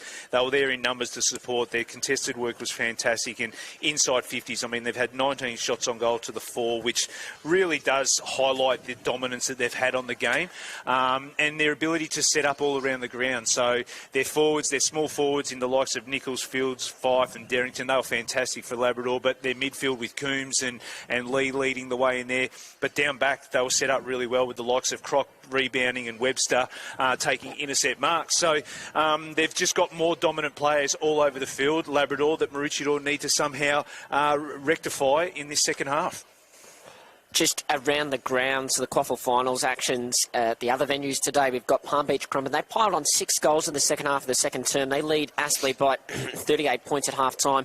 Surfers Paradise away from home against Redland Victoria Points. Redland Victoria Point Sharks, sorry. They lead by 39 points at half-time. Up at Jack Esplin Oval, we've got Broadbeach in front at half-time by 2 points over Morningside. That game, or that ground, will also host the QAFL W preliminary final between Morningside and Cooperoo later on this afternoon, which you can tune in on YouTube. Also, I suppose, a bit of local football. Div 1, we've got Maine leading against Springwood in the major semi-final. And then in the Div 2 North semi-final or major semi-final, Redcliffe leading Alexandra Hills by 5 points. There are so many grand final days, youth grand final days happening across southeast Queensland at the moment. We've seen a couple of the Labrador boys come back with premiership medals around their neck, so well done to them and every winner across this weekend. We've got 4 venues, Yeronga, Southport, Everleigh Sports Park and Maroochydore, playing host to 49 grand finals across the weekend. So well done to all those winners and all the staff as well that make those days happen as we get back underway in the third term with a wild bounce. So it'll be a record. Labrador going to the left of screen. I know it's probably not stemmed from him. Marcus Koo been quite good in the ruck. He's breaking even there this time, though, Max McDonald. But we just see the desperation straight away as what should have been an easy hand pass was knocked down, and away go the Tigers here. Coombs almost easily to Rowe, to Croc. Sullivan. He had a botch shot on goal late in the second quarter. McShadden, I don't know, man. Shadden, sorry. I don't know. He had a shot on goal that almost bounced through. He's kicked the first 2, probably been a little bit quiet since then. And maybe this is the statement of, or the change of intent with the Roos. Thomas to Stone, through the corridor they go. Holt holds things up. They've got to look short and quick. Well, that son, you see more, put his hands up. Thomas Bury. They've got the ball over halfway, which they haven't been able to do too many times today. Bit of a wobble by Bury, up to half forward. Grabbed in, Holt, feed to hand pass through, Max McDonald, out wide. From the pocket, a centering kick. They've got the numbers here. O'Dwyer had to bring it to ground. He was caught out of position. Hand pass back. Scollard, Wilson, going one way then the other. Carroll, check sides. Teammates in front under the ball. Drop the ball. Takes an uncontested mark in the end. Thomas Holt does. He's played quite well in that 30-second passage of play because he had the ball between the middle of the field and half back, and now he's got a shot on goal 20, 25 metres out, almost directly in front. So just a bit of a difference there from the first half. This numbers in support from Maroochydore there. One player under pressure. They had an outlet to go to from the far half forward flank. They need this. Holt shot on goal is good. Brings it through. 2 minutes. Opening goal of the second half going the way of the Roos. Margin back to 35 points. Yeah, well, it's the start they needed straight away after half-time. I mean, this could be their last half of football for the year, so there's no point just sitting back and waiting to see what happens. You've got to make something happen. So it started from the kick from full back. A bit more urgency in moving the ball and run from behind, and they're able to, like you said, get the ball into their front half faster than what they were in the second half. So a great start for Maroochydore, being able to hit the scoreboard there. See if they can continue on. And the lift's probably got to come from their midfield because even though Labrador have had winners all over the ground, they're not going to change enough of the match if they're not winning the ball out of the middle and getting good ball use from the likes of Ben Thomas, from the likes of Bailey Hahn. So that's where the change is going to need to come from. And Thomas had a couple of disposals in that passage. He's back there amongst his teammates. Much better bounce this time from the umpire. Max McDonald the head out. Coombs there first. Holt the goal kicker wrapped up straight away.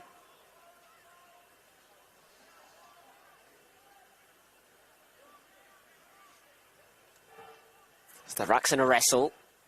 McDonald got his fingertips to it. Thomas is going to win the free kick from the hold and take the advantage straight away. Inside forward 50 he goes. Caught out from behind. Well done with his positioning work. Scollard under the ball. So Lee, I know he's lined up on Govan. He's almost got the licence to go anywhere he likes as the Labrador captain. Always seems to make good decisions with the ball in hand. And there's another one, Croc. Stepped over the mark. Got himself in a little bit of trouble. Interesting kick to Lee. Hits the ground. Govan to Young. Ronchi on his left foot from 45. His kick is holding up. It's holding up. It's hitting the post. But again, the defensive pressure, a little bit more intent by the Maroochydore team, trying to lock that ball inside their front 50. That's the first time I would say I've seen Labrador make an unforced error in their back half of the ground. From some of their better players and better players today. Webster's kick, good mark, Fife. It's almost that get out of jail mark that they needed. Feeds it to Sullivan. And all of a sudden, the blink of an eye, they're up at half forward. Brad McDonald, great one-handed take from the centre half back, runs a long way. His kick to Young is taken in the hands, and now he continues to run McDonald. Holt is short in the middle of the ground, free. As is Waller. The kick goes a bit longer for Wilson. So they're just getting a bit of separation from their Labrador opponents at the moment. Wilson, long inside forward 50. Scollard's in a wrestle, which he's won so many times before, and he does this time. Ragdolled his man to the ground. He might have got away with a little bit. Yeah, I think you might be right. But it is what it is. Again, a deep inside forward 50. They've got their second shot on goal. But again, the transition. Brad McDonald, like I said, I've been really impressed with his performance so far today. He's been probably one of the shining lights from Maroochydore in that first half. Maybe a few skill areas that cost him, but he's been really consistent. So Mitch Scollard makes no mistake.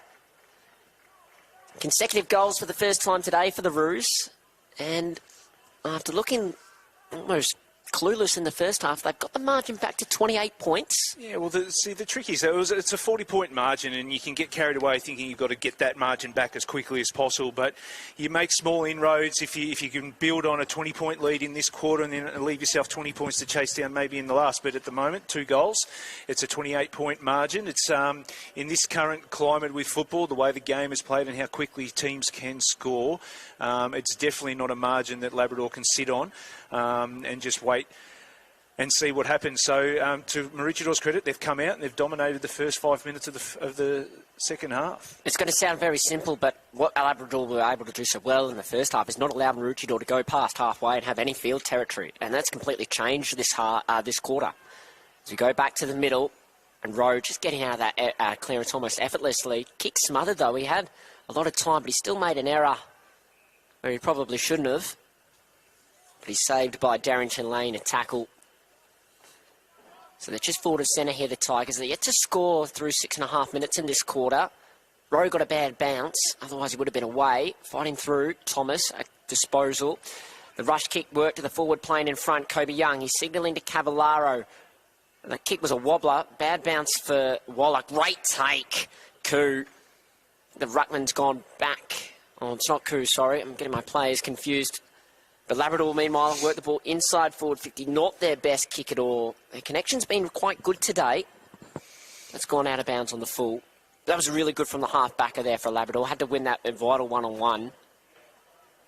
Yeah, I think that might have been Bailey Brown coming off half-back. But I suppose this is the good thing for Labrador. Even though they've been outplayed this quarter, they can still move the ball so quickly. Yeah, most definitely. But you can already see a different intent from the Maroochydore players early in this quarter. Well, they've got to get more numbers to this marking contest, which they haven't. Well, they didn't do in the first half, and now they're away. Got the overlap. Thomas's kick hung up in the air. Scholar had to make an effort, and he did. Ronchi gathered cleanly. Worked through the tackle. Left foot. He's got numbers free inside forward 50. How will the ball sit in the wind? Young's got front position. Could have been a free kick maybe for front on contact. Well defended Labrador. Croc fed the hand pass to the teammate. Delayed give. Look at the composure here. Gregory. Webster. He's got someone short. It's Fife. He finds him in his hands, and they can just take a couple of moments to catch their breath, Labrador. Always look for that short option when it's available. So they're going to go short again. Coombs. He's in no rush. Webster giving instructions right next to him. He'll be forced to go long down the line. Koo's in good position here, and he works Max McDonald under the ball nicely. Well, that could have been a 50 for standing on the mark. Koo's kick inside forward 50. Kai Nichols had his head over it. Still around this foot. He seems a dangerous forward. Now have the opportunity to create something from this forward stoppage. Margin's 28 points. The Roos have kicked the only 2 goals of this second half. Ellie Hahn's coming off for a rest. His captain, Josh Govern's, coming on. So the clearance goes to the Roos, and a good mark taken by Wilson. That's 50. Is it 50? No. He was taken to ground, maybe in the act of the mark. The kick's going to favour Webster here, and he's going to stand up and take another good intercept mark. It's been a day for the key backs on either side, just flying in. Yeah, Webster's been very, very strong, been hard to get past most of the day today. So Miller gets around Waller. Bit of an ugly kick up to half forward. Shannon did quite well out-positioned. Hand pass fed now to Thomas, and away go the Roos. Govern fumbled, got the ball out to Holt, had to take it on the bounce. Croc got him in a good tackle. And he wanted a free kick, not getting it from the umpire. Well, the good thing and there, a bit on, sorry, Brad. That's right. Just a little bit of friendly push and shove, I suppose. well, Holt did well just to lock the ball in there, so it wasn't able to rebound. Thomas, he'd been best on in the third term here for either side, having an impact, although Webster probably been best in this game since quarter time. He's had better kicks than that one, but it's going to work out, man. Shannon, clever tap to Coombs. Koo, field, great one-hand take, and then he moved it from his left hand to his right hand. High kick up inside to forward 50. Brad McDonald dropped a mark, even though he had great positioning. Faulkner picked it up, wrapped up straight away. So it'll be a forward 50 stoppage for the Tigers. 45 out from goal. Even though they've been lacking that forward connection this quarter, they are moving the ball through the middle of the ground, or more so through the wing, so dangerously and so quickly. O'Dwyer spins out of that tackle nicely, kicks to space, and now it's a race, one-on-one. Young took the tackle. They both got up on their feet straight away. Croc overran it. Holt's got to surely have given away a free kick for kicking off the ground. Croc very courageous there. It's the sort of desperation that finals require. Brad McDonald spoils it down. Fife was appealing for a free kick, which you could argue was there, but the kick works out nicely now for the Roos. One-on-one inside forward 50. Young's kick favours Cavallaro. Had to go one-handed in the end. Numbers here for the Tigers. They work the ball out with composure and wide to Bailey Brown. I tell you, I've been really impressed with Young. He's given a great target up forward from Maroochydore at the moment. He's dominating across half forward. They just haven't been able to capitalise on their dominance at the moment, Maroochydore. So Miller. The pattern of this game's definitely changed. Like Labrador having no problems as Croc takes that mark, moving the ball to half forward. But the Roos are causing the turnover and moving the ball very quickly through the middle of the ground inside their forward 50. Yeah, I think the difference is Maroochydore finally bought into the game, realised it's an elimination final and this could be the last half. But because their defensive pressure and their ability to work for each other with numbers has been telling in this first part of the third quarter. And there's just some uncharacteristic, unforced errors being brought into the Tigers game. That was uncontested throughout, and they managed to put the ball out of bounds on the full. Second time they've done that this quarter. But there's a few players from Maroochydore that I'm seeing a lot more getting possession of the footy, although that's going to get turned over. Poor kick by Hahn, well taken by Miller. The ball to Webster now. He's running himself into the pocket. His kick's good, though. Gregory. Had a good game out on the wing today, as K. Gregory. Been floating between wing and half back. Marshall. Worked under it by Ronchi. Don't often see a wingman work a key forward under the footy. Ronchi, great kick inside. Finding Hahn. Now, will his kick inside be better than the one he just had before? That's smart, because they've got players behind the ball now, Labrador. So he goes wide to Jacker, and that's the spare play. He's going to jump on him. Drops the mark at ground level. Shot on goal. Away to the left. Yeah, but they've got the dominance at the moment. Some players, like you said, Hahn, I think Thomas is all of a sudden getting his hands on the football a hell of a lot more. You've got Holt doing a lot more around the ground as well. So, and like I said, Young up forward has been really dominant this part of the third quarter. So Miller's kick didn't go 15, but his teammate just roosted it out of there. Great mark field, and they've got an overlap hand pass, and they are away here. Bailey Brown with plenty of space in front of him, has a bounce. He's 65 from goal, has another. Is he going to go for home, or he's just going to lower his eyes with precision? As we know, though, the breeze over there is right in his face. It'd be tough to kick a goal from there. Take a very, very good kick. I'm not quite sure who he's found, sorry, but brilliant. We talked about the fact that Labrador's still been able to move the ball to half forward quickly. It's just that connection inside forward 50. They've missed this term. This time they have found it, although... I think it's Derrington that's got the football, if I'm right. I think you might be, because I thought it might have been number 10, but Uglow. Darrington's 8. Oh, Uglow. Thanks to the helpers here from Labrador. Know their players inside out. As that is a terrific goal. He loves it. His teammates get around him. Bradley Uglow adds his second for the day. Comes at a crucial time in this match. It puts the margin back out to 33 points. That's a brilliant finish. We've seen probably two there now, one from either side. But, mate, that's an amazing kick. I really do believe Maroochydore have dominated the first part of this third quarter. They've had the ball in their front end, and they've had opportunities to hit the scoreboard. And then for the ball to be able to transition and then have a shot from probably, you would say as a defender, that's the defensive side. If you want your forwards to be having shots on goal, that's where you want them to be having it from. But that's an elite kick by Uglow and a great finish, and just steadies the ship a little bit for Labrador. So for all their dominance in the opening 15 minutes of this quarter, it's 2-1, and the margin, which was 40 points at half-time, is now 33. The Rucks fight a draw. Max McDonald has to follow up. Oh, Ronchi just burst through, almost uncontested. Ugly kick up to half forward. Hamlet sit.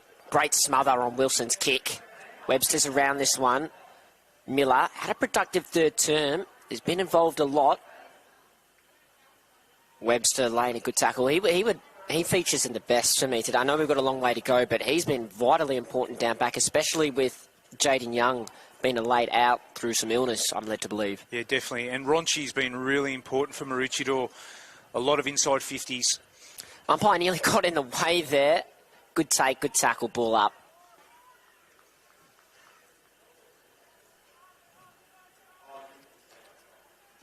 Miller just taking a couple of moments to get up. He was rooted into the ground quite hard, but fair and legally. McDonald stripped of it straight away. Field applying the pressure. So a stoppage from the exact same spot as the one before. Carroll fists it forward a couple of metres. Light towers get into my side of vision. Coombs been involved all day. Wrapped up. But it's not as easy for Labrador now to move the ball out of stoppages like it was in that first half. Maroochydore definitely have stepped up the intensity. Max McDonald, sharked by Field. Ronchi the fend off. Inside forward 50 on the left foot. Should favour him. He's looking for Waller. Can't take the one-handed mark like he did in the second. Numbers out the back, Tigers. Ball spills out. Shot on goal is high. It's to the goal line, and it's seen over safely by Miller. Again, they're having more shots on goal. They're looking a little bit more dangerous inside their forward 50. Ronchi in particular, I reckon that's maybe his fourth or fifth inside 50 for the quarter, has really stepped up his work rate. He's been working quite hard, Daniel Webster is. I was just looking at him there. He's got both hands up on his head. Looks not exhausted, but Yeah, very, very tired. He's worked hard today. It's still a long time to go in this game, but Labrador have moved the ball up beyond the wing quite easily. Nichols runs to 45 from a tricky spot on the ground. His kick looks pretty good. He's got it, Kai Nichols. Again, that is a great finish from the tricky part of the ground. I think, in fact, perhaps the wind might have died down a little bit, but take nothing away from that kick from Kai Nichols. That's a great finish running into 50. He was being chased down. It was a great chase by the Maroochydore player there. Gave everything. Almost got to him, but Nichols' finish is fantastic. And look, Labrador have gone down their end of the ground and kicked 2 goals in this quarter, whereas Maroochydore have missed a couple of opportunities where they had the opportunity to get back closer to what the scoreboard's telling them at the moment. But to Labrador's credit, their transition, both goals have come on the back of fast transition off half-back, the overlap run on centre wing, and players able to carry the football, which again, you have to question the Maroochydore half-forward line. How hard are they working defensively to stop that overlap? Just love the mindset of Nichols. As soon as he took the ball, even though he was outside 50, he's going for goal. He knew, you've got to be the man sometimes in the moment, and he was in that instance more in front of Marshall. So he's at half back. So the margin's almost what it was at half time, 38. He had players short. He's gone long for Young, out positioned by Main. And ball rolls it across the boundary line. Yeah, we're going late. We're almost into time on in the third quarter. Probably kicking the ball out there for mine. If I was Maroochydore, it's probably not an option. We don't want to have the ball played from stoppage to stoppage or to boundary throw. We probably need to take risks and run the ball a little bit more like they did at the start of the quarter. So you glow the hit out. Clean takeaway here for the Tigers. Riddle knocks it on for Gregory. Coombs resting forward, the hand pass. Oh, high tackle, no, right in front of the umpires, so play continues. Fed to Field. I tell you what, they've kicked 2 goals from that pocket. And that kick from Field's probably a bit more reflective, I think, of the conditions as it goes out of bounds on the full. Yeah, it is a very tough spot to kick the football in from. So I'm surprised, actually, though, they went there to try and attack inside forward 50, but this is where I'd like to see Maroochydore be real daring now, although Labrador have gone one-on-ones all around the ground. What do you think? What do you think's a margin that Maroochydore can hunt them down from at three-quarter time? What does it need to be for them to be a chance? Oh, look, in this day and age with football, 5 goals is probably your maximum that you want to try and chase down. So they're not far from that. They had the first 2 goals in this quarter. Like I said before, a 40-point lead at half-time, if you can break it by half and then have the other half to catch up in a quarter, then that's definitely doable. But 5 goals, I think, anything over 5 goals will be very hard to peg back. You need to have a lot go your way to bring back 5 goals. I might be going into the history books here, but if I'm not mistaken, actually, 2021 prelim between these two sides, Maroochydore did actually pull out a bit of a miracle that day. I do recall they had that was when they played in the grand final. I think that year, if I'm correct too, they had a big last quarter, or it might have been late in the quarter. They were down by maybe 3 goals and kicked the last 3 goals of the game to win that one and go on and win that one. So look, they won't shy away from what's in front of them, but you'd like to be within the way that the game's being played today. The more dominant players Labrador have all over the field. But there are some players really stepping up now. That's a good mark from behind, Waller. Second great mark he's taken that part of the ground, although the kick's not a good one. It's just their ability to just take the sting out a bit here, Labrador, while still moving the ball really quickly. Yeah, it's a good call, Riley. They understand that Maroochydore are going to come hard at them because that's all they can do, and they do. They just keep possession of the football and just, again, they look at the clock and go, well, there's no need for us to have to rush things. It's all there for Maroochydore to have to do. Yeah, the onus isn't on Labrador to win the game now. Yeah, they can be more methodical with the way they move the ball forward. They don't have to go as fast as what Maroochydore do to try and peg back. But again, the one-on-one contest, Matt Lee was super there into that stoppage. Yep, feeding his teammate. Oh, Faulkner dropped the mark. McDonald taking down 2-man tackle. How does the umpire see this ball up? They've been very consistent today with prior opportunity and holding the ball. Yeah, they have. And I think the umpiring has been great so far. There's no reason to question any of the calls that they've made. They've umpired the game really well. Tom Miller's coming to the bench for a rest. He's been worked hard this quarter. Thomas flung the hand pass 20 metres, ended up in the hands of Holt, Hahn. O'Dwyer taken down and a good tackle there. And we'll have another stoppage. So 2 goals apiece this quarter. Margin 38 points. A lot of players around this football. Labrador got a spare about 50 metres away, 2-on-1. Maroochydore spare up at the contest. Ronchi lane the tackle. Stoppage is the result. Just sitting off the back of the stoppage here, the Roos spare. I think it's Croc that's the spare for the Tigers. 50 metres away. Lee wins a clearance, bounces the kick inside forward 50. Thomas, another hand pass. Ronchi went one-handed. Bursting through Tigers, shot on goal. He's running away in celebration on the line. It's a goal or a mark, because Coombs has marked the ball anyway. I think it was Reece Nichols that had the kick, and he was wheeling away in celebration. The umpires are going to confer here. Well, Coombs took the chest mark, or it went through for a goal. I think if Coombs...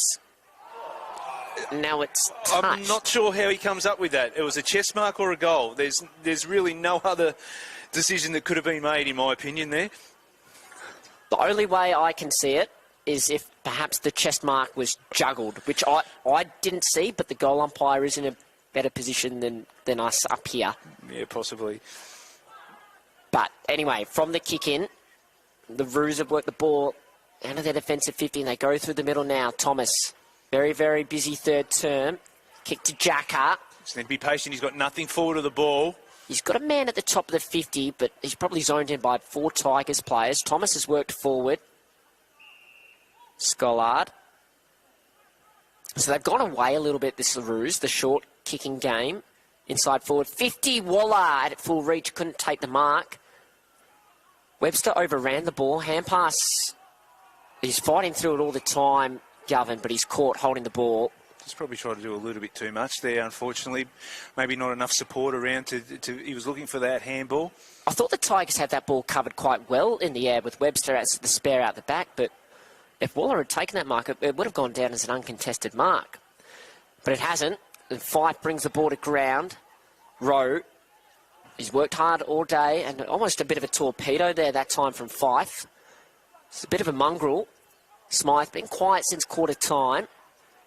Not a good hand pass there by Riddle. Bury.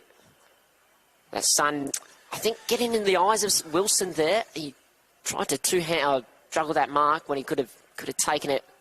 Oh, that's a great run-down tackle, and that is holding the ball. But they had the numbers there, and Bury's kick to, I think it was... Wilson wasn't a great kick. He had him free at centre-half forward, but that's just those little things that make a big difference, especially when you're trying to peg back such a substantial lead. But as we get to the last part of this quarter, Maroochydore really need to find one, if they can get 2 goals, just to give them some sort of hope going into that last quarter. In the margin, yeah, at 39 points. For all their good work in the first 15 and 20 minutes, Labrador just experience and just desire, I suppose, to win an elimination final, because there is no tomorrow for the loser. The spare out the back is Croc, and he's taken a great mark leaping over the top of the Roos forward. He's been very good again. Croc and Webster, they've been fantastic down back for Labrador today. In particular, Croc's ball uses, he's found a teammate the best part of 50 metres uncontested on the wing. Little chiseler almost to Coombs. 60 from goal. In the pocket looking for Kai Nichols. Thought he might have been infringed. Minshannon got there first. Tried to take the tackler on. Good pick-up, ball up.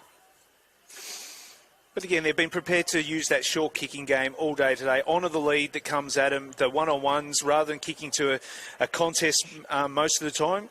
It's been a big part of their game today. So Coombs, I think, was in the ruck. I'd like to see a midfielder there. I think we're going to have a free kick for High. It's going to be a shot on goal resulting from the Tigers.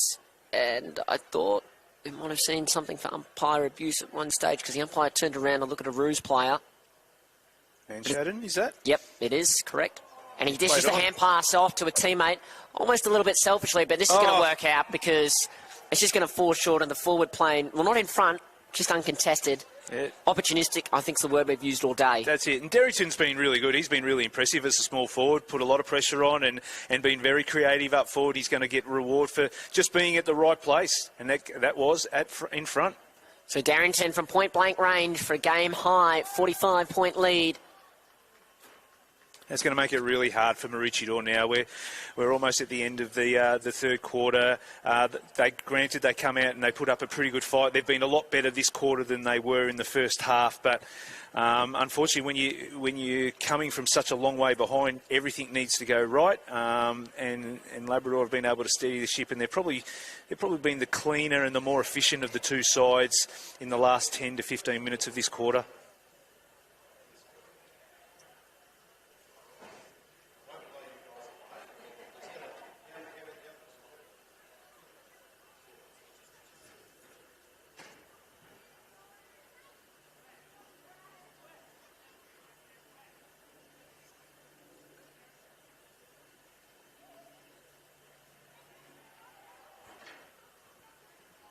So Koo and McDonald, and a bounce that's askew, and will be record.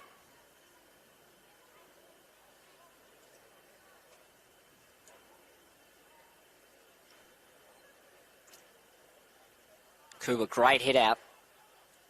More off half back, couldn't gather cleanly. Thomas tried his heart out this quarter, feeds the ball to his captain. Scollard's going to have to come from behind. Reece Nichols was down the back there, almost taken out, trying to take that intercept mark. You're right about Thomas, though. He has worked really tirelessly this quarter. He's tried everything he can as one of those inside mids. Unfortunately, just been outworked by too many numbers. You'd think they would have a... the umpires can tend to let things play out. Ball spills out, Nichols.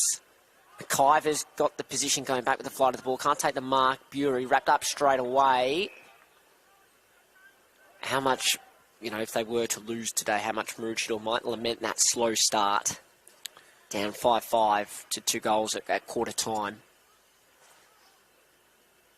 McDonald, front position. Thomas probably coming up for another clearance. In fact, no, because he's taken the ground. And that's probably something we haven't highlighted, is how well Labrador have tackled. There haven't been many, if any, missed broken tackles today. The defensive side of their game has been really strong. I mean, you see they've only had 5 goals kicked against them so far. So they've worked really well. And then again, from stoppage, free kick to Maroochydore, however. Yeah, kicking in danger. Well picked out, in fact, by the umpire, because I could see it from here, but I thought he might have been blindsided.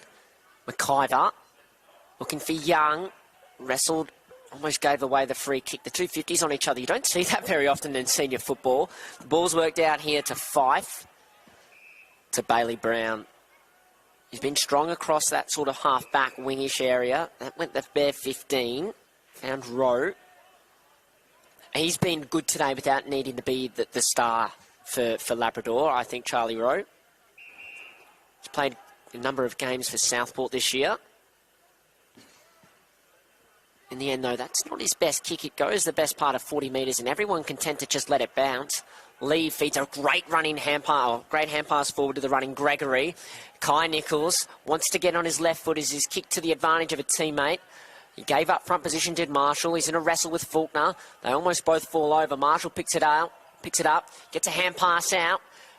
In on goal, hand pass fed. Gregory deserves a goal for his efforts today, and he does.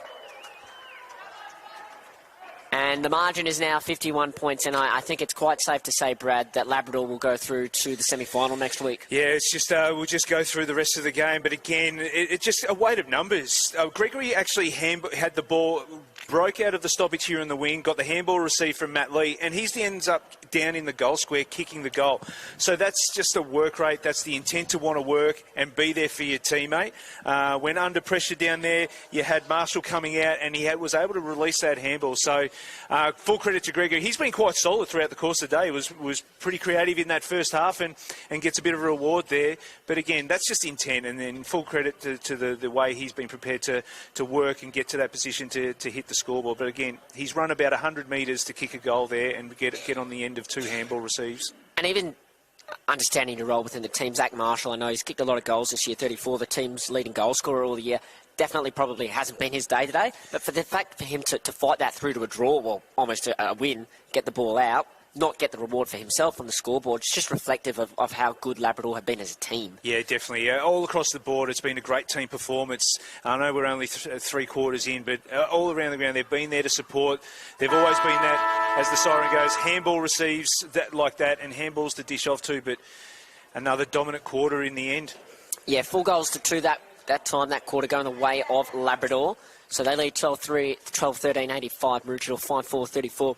Goal kickers, 2 goals apiece to William and Shannon. Kai Nichols, a great one from him, as well as Bradley Uglo in front of the scoreboard. The tricky part of the ground today, singles to Zach Marshall, Luke Coombs, Mason Field, Kay Gregorichus and William Darrington and Aidan Fife from Maroochydore. 2 for Aaron Wilson, singles to Scollard, Holt and Kobe Young. We're going to take a break, and do join us for the final corner action from Cook Murphy Oval in a couple of minutes. Here at Cook Murphy Oval is a green ticket, D86.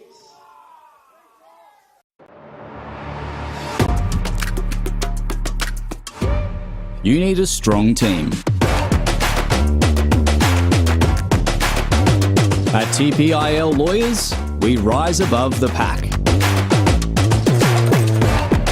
When it comes to your total and permanent disability and compensation claims, choose TPIL, the Personal Injury Lawyers.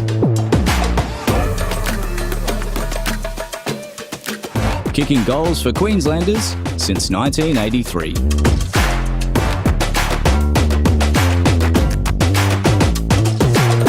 TPIL Lawyers, proud partner of AFL Queensland.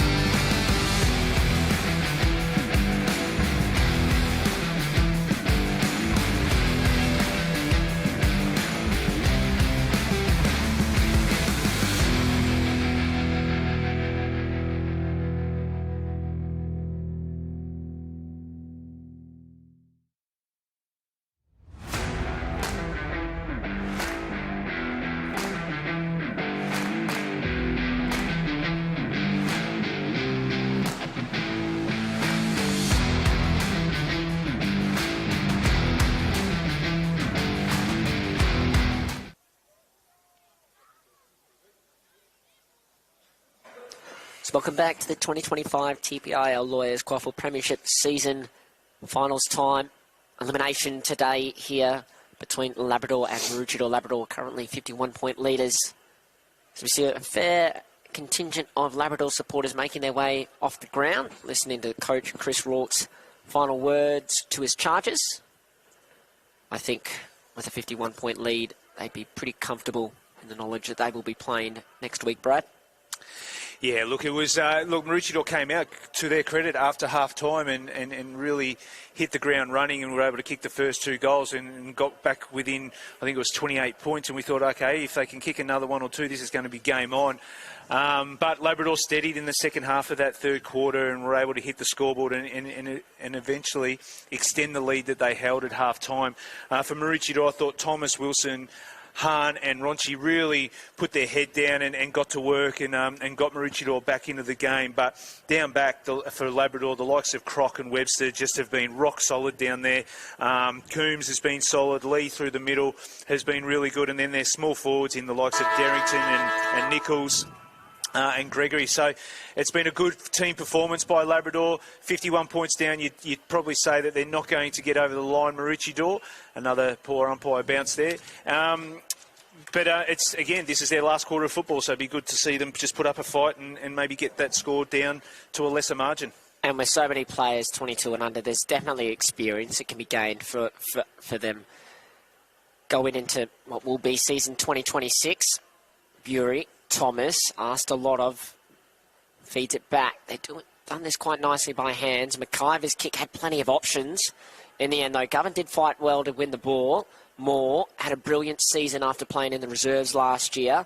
High kick up to half forward, and he got a good leap and jump and spoil at it, did Mackenzie Bristow, and saw the ball out over the boundary line. Now, assuming that things hold their path, and we don't see anything super crazy, Labrador will play the loser of the qualifying final between Redland Victoria Point and Surfers Paradise, which at the moment is shaping up to be a bit of a... Well, hold on here, sorry. I think Kobe Young is going to have a shot on goal for a free kick off the field, about 40 metres down the field. I didn't see it, but the non-officiating umpire saw it, so maybe a shot to the gut, or I don't think sure. Umpire abuse. I was looking, no, I don't know. The umpire must have, whether it was a hold or something, but I was looking over to where the boundary umpire was about to throw the ball in. Young's another one who's tried really hard in this game as well for Maroochydore. So he's on a slight angle, 25 metres out. He's kicked 1 today, Kobe Young has. And now he's kicked 2, and he is right into his opponent, into Webster. Almost a bizarre happenstance of play there, but the goal goes in the books to Kobe Young. The margin is 45 points, and it's just as I was saying before, in that qualifying final between Redland Victoria Point and Surfers Paradise, we've got Surfers Paradise leading by 11 points, 10 points in fact at the start of the last quarter. They did lead by 39 points at half-time, but a 7-goal-to-2 quarter, including a run of 5 goals, has seen Redland Victoria Point in bring the margin back to what shapes to be quite an exciting game. Yeah, well, that game will be hosted by the loser of that game, whether it be up at Redland, Victoria Point or at Surfers Paradise. But it's, you're right, that game has got back to a closer margin than what was anticipated at half-time. And the elimination final between Morningside and Broadbeach, the reigning premiers against a side that won a QAFL flag a few years ago, is a cracker as well at 2 points as Lee wins another clearance. How many times has that happened today? Zach Stone, he's been serviceable down back today. That kick, and what's been one of the good features of his game so far, was pretty poor as it finds Croc, moves it out wide. I really like Bailey Brown's game today. Up until that point, he's used the ball really well and good composure. Field, back to Brown. He gets another goal and he's much better that time. Finding Menchaden. 60 from goal. Looking for Coombs. Smythe, the intercept mark. I've been interested in how Labrador have used Coombs probably since quarter time, almost as a deep resting forward. He's been changing a lot with Fife. So Fife goes in the middle and they interchange with each other. So, which is good. Oh, sorry, McDonald got up. Couldn't take the mark, fell to ground. He's up now, he's okay. Labrador inside forward 50 chance. Marshall wrestling with Govan, ball up. Yeah, but that changing, it means that one player can have a bit of a dominance around the midfield. Because I think Fife's been solid today as well. They both worked really well in tandem as forward mids. There's Fife as we speak. Rushed kick forward, bounced up. Numbers here, men shouting, copped a cruel bounce. Stone is kicking to the spare. Croc can't complete the mark. Scholar does well, wins it. O'Dwyer, Govan wants to get on his left foot. He's got Wilson working really hard. Takes it out in his hands. Leading Webster up the field, inside forward 50. Waller's the target, gets out the back. Miller and Brown working really hard. Can't take the mark. Ronchi crashed into him. And then the composure to gather the ball. He had teammates lining up everywhere, and he finds Kobe Young 40 out from goal. Good to see that composure by Ronchi there. He could have wheeled around and just rushed it from that dead pocket that we've called all day, but composed and brought the ball back through the corridor. And Young, again, is having another shot on goal. He's been a really important player for them up forward when he's had the opportunities presented to him. So we kicked a goal a couple of minutes ago from the same angle. He was a fair bit closer that time. Be kicking from about 40, 45 metres, Kobe Young. He makes his way in. And his kick is very good. He's got back-to-back goals in this game. That's his third of the day. He's the leading goal scorer on the ground. Yeah, he's been solid. He's presented. He's worked hard. In that third quarter, he was one of the key players to get them back into the game as well across half forward. But oh, look, it's a 41-point margin. They've kicked the first two, but they also kicked the first two of the third quarter as well. It's whether or not they can maintain the level of intensity that they've got in this quarter. Full credit to them, though. They're fighting it out. They're not digging up the ground and going and finding a hole to fall into. They're putting their head down and they're working at the moment. They've not dropped their bundle, no, so to say. No. And when you're 40 points down at half-time, especially in the elimination final, there's that tendency for sides to be completely overrun and completely blown off the park. And the margin was 28 points at one stage early in the third. So they've kept having a crack at least all day, even though they'd be really disappointed with the way they started. Ronchi was thrown to the ground, got the hand pass away. Though Field done really well there, just picked the pocket, and then the kick is a good one. Up to Darrington. He threw off Max McDonald, the ruck. Got a hand pass away. Brown. Rowe. Been solid without being spectacular. He's appealing for a 50. He's not getting it. And now he's on it. He's told to play on. Up inside forward 50. He goes at the back. Fife. Got a good ride. Ball stayed alive. Snapped around. Near side miss. Can't believe how high Fife got on that one. It's almost set for a screamer. We've had a couple of attempts today. Probably the best mark. I reckon Isaac Waller pulled in a one-hander in the second quarter. But no speckies or screamers yet. Long kick in. McIver went up by himself and pulled the mark in on the juggle. He's got numbers lining up through the middle. There is Waller. Jacker wants the hand pass. Labrador have got a lot of numbers inside 50. Even though this one's actually an even contest. Young out-positioned. Scollard picks it up, ducks under. Kick on goal smothered by Webster. Got a little clever toe in.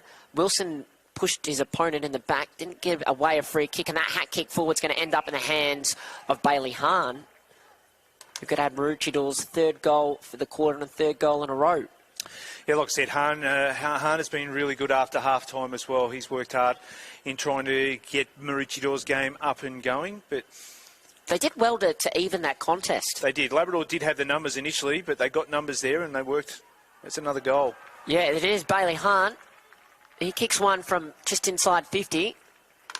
And the margin is now 34 points. Yeah, so they haven't stopped trying. No, they haven't. Look, and it is a very big margin, like 51 points. Well, we could actually argue that St Kilda a few weeks ago did it against Melbourne, down in Melbourne, in a game that they probably weren't expected to win at three-quarter time. But like I said, a lot has to go right. It only takes one goal going the other way to stop your momentum. But to their credit, they've kicked the last three goals. If they can kick, who knows, if they kick another one or two, we're less than 10 minutes in at the moment. Whether or not Labrador sees up a little bit and start to get a little bit nervous. But, yeah, Yeah, full credit to Maroochydore at the moment. They're moving the ball, but they're taking their opportunities as well. One thing Labrador done really well throughout the game today is change tempos as required. That's right. Be interested to see if they get the chance to kill a couple of minutes as Thomas wins the clearance. Happened a lot in his second half. High up to half forward. He got up there. Did Croc. But the ball's at ground level now, and it's a little bit dangerous for Maroochydore, for the Labrador. Croc did well to fight back through. Get the ball, kick up to Brown. Sets him a challenge. Brown does really well. Gathers the ball, faked a hand pass about 3 times. Eventually gave it to a teammate. Didn't think it was going to come in the end, so he dropped it. We talk about the defensive things that Labrador have done well. They just keep laying their tackles there. Croc and Young, boundary line. And we'll have a ball in.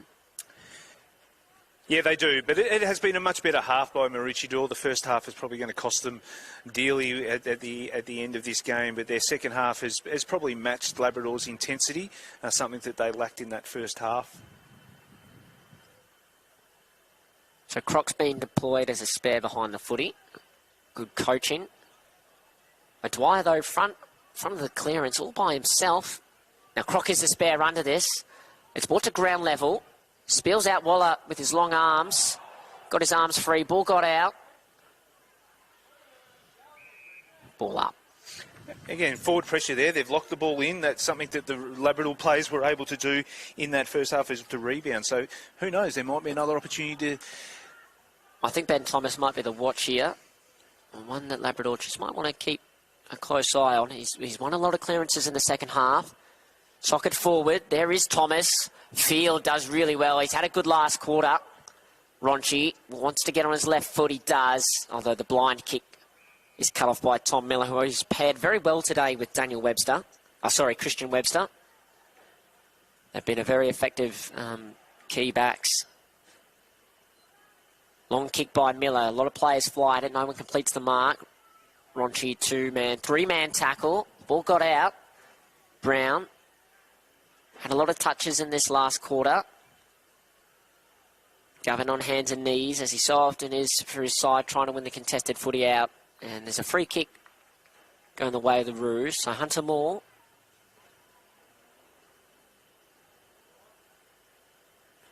That's a kick to a pack of players. Webster went the spoil. Croc seems to be running around all by himself all the time at the moment. He's a very smart defender, knows the spots to get to. He wins the rebound. Great pick up by Manchanton. Worked the ball back nicely to Brown.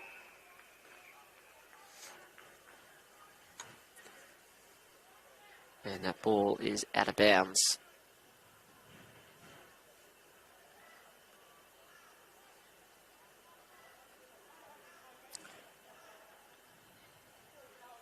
Rucks go at it. Oh, well done by Coombs. Great take. Up to half forward. And the bleached hair to bleached hair, Smythe the mark. He's got his captain standing all alone, calling for it in the middle of the ground, but it'd be a tricky kick to hit. So the Roos fullback goes wide to the wing, and in fact probably too wide. Out of bounds on the full. Just not sure why you would want to be kicking the ball out there. You're not going to be able to kick goals easily from that side of the field as well.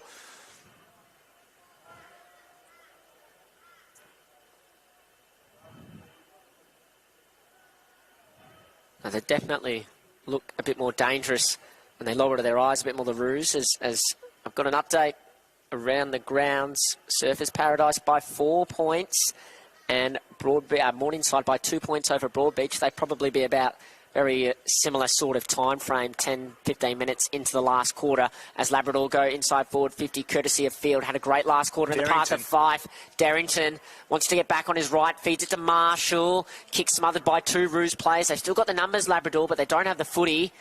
And the umpire's just waiting and waiting. He's letting play go on. It's like we're watching a game of American football there. The ball was spread up there for the quarterback, and in the end, no takers. And eventually we get a forward stoppage for the Tigers.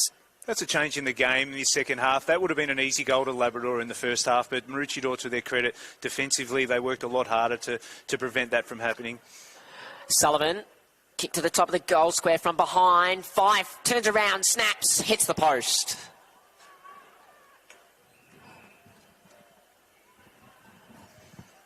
He did quite well playing from behind there, Fife, to get control of the ball and then tapping it to himself but he just couldn't finish it. So margin's 35 points. Holt's on a long lead, and he'll take this mark at half back.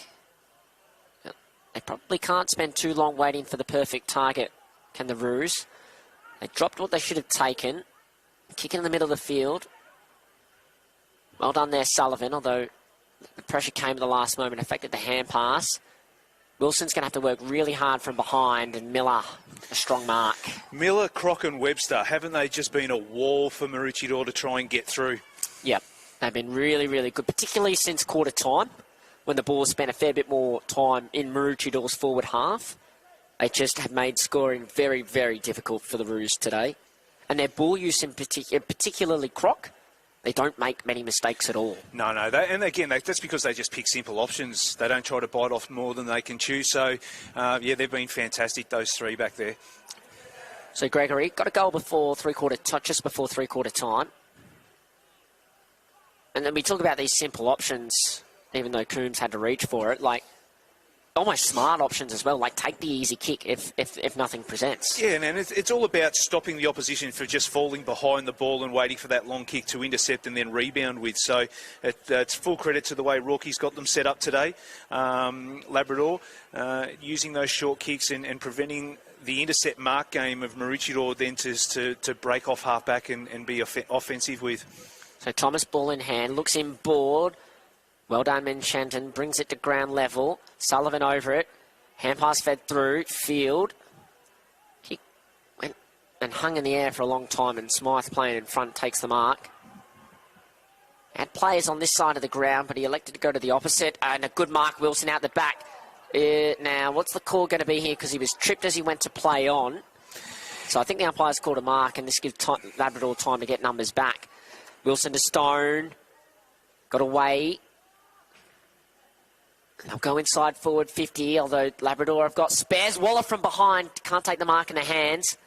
Now he's just going to have to kick almost in hope, and it will work out nicely. The forward pocket, Menchanton down, taking a diving mark in the back line. You don't see that very often, Brad, although his kick's not the best.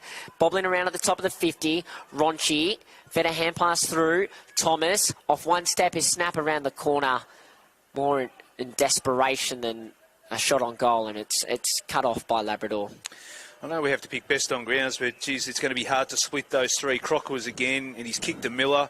But Croc's been super today. He's definitely been the standout player for Labrador. He's been full quarter. I thought Matt Lee in the first half probably set the tone around the football and the ball usage.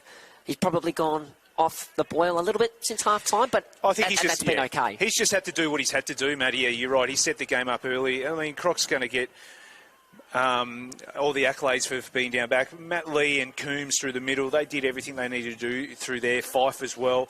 But down back, the Croc, Webster, Miller, they've been rocks. His defence wins you premierships. That's right. And I think that's Croc there again. He's just taken that pack mark. Yeah, he had about 6 players around him, and he just managed to stand tall. Yeah, his game has been fantastic. So, and you're right, defence. If you can get the game played well defensively, then offensively everything gets taken care of far easier. So they've only allowed 50 points in. We're almost approaching time on into the fourth quarter, but. I've been super impressed with Croc's game, but as to Webster and Miller, the three key tools down there, or the three key defensive players, that's not taking anything away from other Labrador players who played in that back six, but those three have really stood out. And I think they'd like to hope they get Jaden Young back next week as well, just to solidify that back six. Yeah, well, Jaden Young, I know Jaden, he's been a big part of the Labrador Football Club for a long time. He might be sitting there going, geez, where do I fit? This team, this has been an outstanding performance by the group. But, yeah, he'll be a fantastic addition, especially when they come up against either Redland or Surfers Paradise next week. So just around the ground, Surfers Paradise leading by 6 points and Morningside by 9. As the Tigers go inside forward 50 and the fire started, Kai Nichols can't take the mark. Spilled out over the boundary line, and then he just remonstrates a little bit with Faulkner. Looking around the ground, I think in the last 5 to 10 minutes, the toll of playing an elimination final is probably having an effect on all players. It's just slowed down a little bit. The players aren't running on top of the ground as they were through the first 3 and a bit quarters. It's probably a few more mistakes and errant decision-making occurring on both sides. Lee just walks through the clearance. Darrington snap from 30 is to the left. And they're the little things that Lee's done today. Probably gets unheralded because he gives the little feed-out handball to his outside players. He wins the in-close ball, and he makes just really good decisions in close or in space. So his game has been rock solid in the midfield as well. So more to Jacker to Wilson.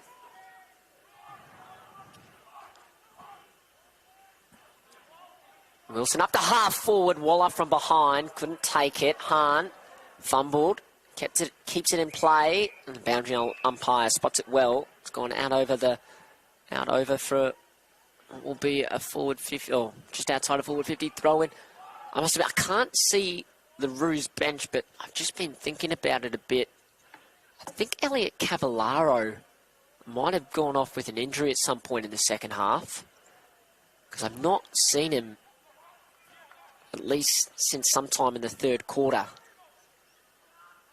So McIver does well.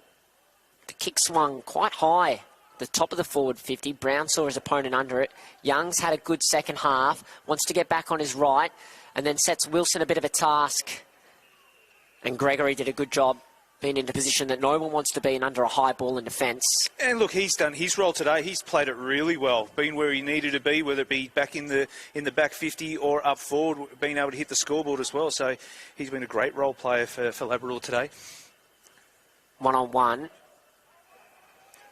Mark taken. Is Bury. Govan. Moore to Thomas. He's been his side's best since half-time. Long kick-off, 2 steps inside forward 50. Looking for Waller. Forced to spoil. Croc, rebounding kick. O'Toole around it. Brad McDonald. Fields had a good last quarter. Takes it. And he's taken straight away. And McDonald then picks him up and takes him for a 180-degree gentle spin before putting him back down. I've just been shown the scores. It is all level in the Redland Victoria Point and Surfers Paradise game. Now, I know we did have a draw in a preliminary final? I think it might have been Wilston Grange and Redland Victoria Point a couple of years ago, Brad? I'll be honest with you, mate. I'm not too sure, but all I do know is that they will be playing extra time if it is a draw, so they have to get a result today. But that's a massive comeback by Redland, and they'll probably be at the same stage as we are right now into time on of their game up there. It's the first time they've ever had a top 8 in the QAFL. How do you see it? Well, I think it's obviously working with it result like we've got at Redland's Victoria Point today. Well, they are the top 4 sides, but these are the 2 we're watching today are part of the bottom 4 of that top 8. Look, it's something new, obviously 13-team competition as well. It had to be something different than the top 6 that we've had in the past. But who knows? It might have some tweaking at the end of the season, but as it is, it gives more teams an opportunity to play finals football, leaves it wide open at the doors. But I think you'll find that there is a big difference between the top 4 and the bottom 4 of that top 8 at the moment. But when it comes to finals football, you get your opportunity. You don't know what happens on any given day. For the 2 sides that do win the qualifying finals today, how important is that week off going to be heading into a home preliminary final? I think, well, it depends on which teams you look at, but I do say the top 3 sides in particular, actually the top 4, they've got some little niggling injuries at this time of the year, and they've got some older players as well. So a week off is worth its weight in gold, so you can sit back next week and watch teams go about their business. That's a brilliant, kick from Coombston to Fife to take on the mark in his hands. He walks up a bit proppy, actually. It's a lot easier to only have to play the 2 games to get an opportunity at playing in the grand final, as opposed to having to play 3 and plus the grand final is 4. So winning 4 games is really difficult to do, even as we see at AFL level. Oh, man, Shannon takes down Moore in a strong tackle, wrapped up straight away.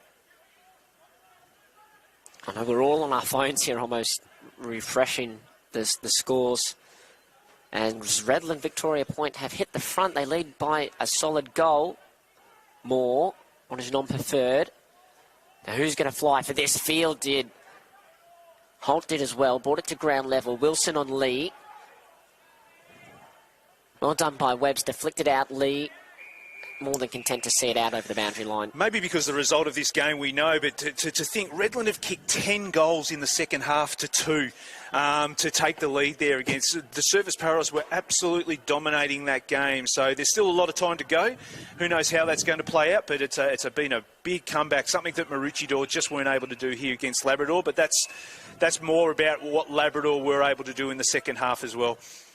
Yeah, the margin's been 36 points. It's hovered at that 5-6 goal margin for about 15 minutes now. Carroll trying to reduce it by 6. He'll only be able to do it by 1.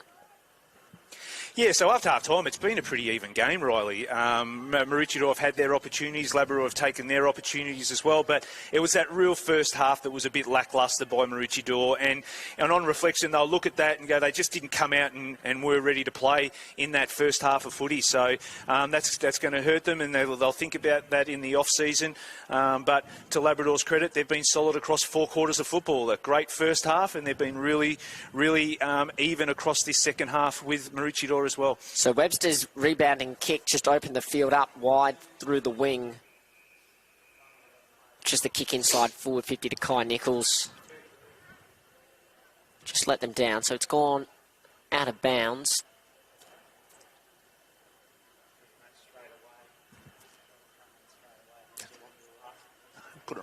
Bit of a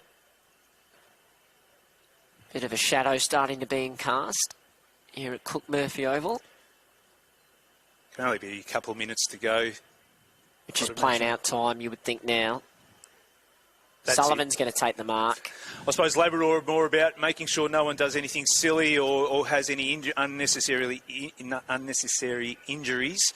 For Maroochydore, yeah, it's just seeing out the rest of the few minutes that's remaining to end their season. I find at times, even, as Croc, well, you talk about silly things. You don't want him, one of your probably best on ground, to get hurt. I think he's still trying to take mark of the year, but he's throwing himself at everything. But in my eyes, he's been the best on ground. He's been fantastic across 4 quarters. He's used the ball really well. He's been a fantastic player all day today. Just before he got up, sorry, I was going to ask, at times, do you find like finals games are more about setting yourself up to win as opposed to winning the game for 4 quarters? You want to try and get out and far in front as you can and then kind of preserve and hold on to that lead? Yeah, when it comes to finals footy, you want to hit the ground running. You want to start well. That's why the Redland game is such an anomaly. You very, very rarely find in finals teams giving up such big leads. Labrador haven't done it here today. There's Webster taking another intercept mark. That's probably his 7th or 8th today, but you don't want to be chasing in a final. Yes, within a couple of goals, because that's just the ebbs and flows of the footy, but big margins are really hard to chase down. So if you can start the game well in finals, it puts you in good stead for the rest of that game.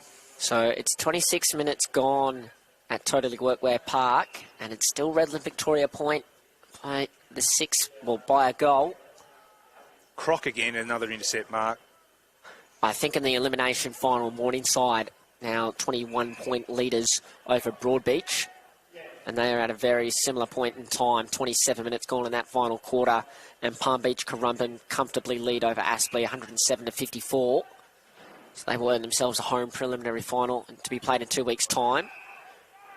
Brad McDonald's had an interesting game. His positioning's been quite good. He's just, particularly early on, made a couple of crucial fundamental mistakes. There's a fundamental mistake from Zach Stone. I don't know a lot about Brad. How old's Brad? 19, 20. He's the same draft class as Ty Gallup. He's got a lot of upside because you're right. He positions himself well. He's got good hands. It's just that decision-making part of the game, and that comes with experience. The more you play, the more you get to understand what you're capable of and then what's happening around you as well. But he's worked really hard. He's had some really good efforts throughout the course of the day. So I reckon he's got a lot of upside. I like the way he's turning into a really dominant footballer. And I tell you what, he's worked pretty well there in a 1-on-2 against Matt Lee and Sullivan. Forced the turnover with his tackle.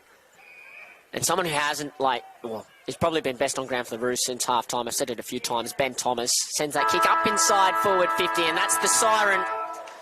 So in this elimination final, well done to the Labrador Tigers. 12-16, 88. They end Maroochydore season 8-5-53.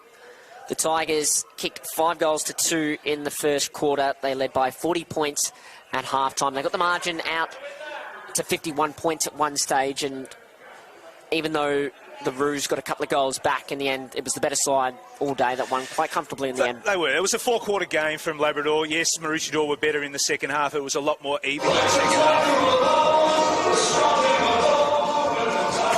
A lot even.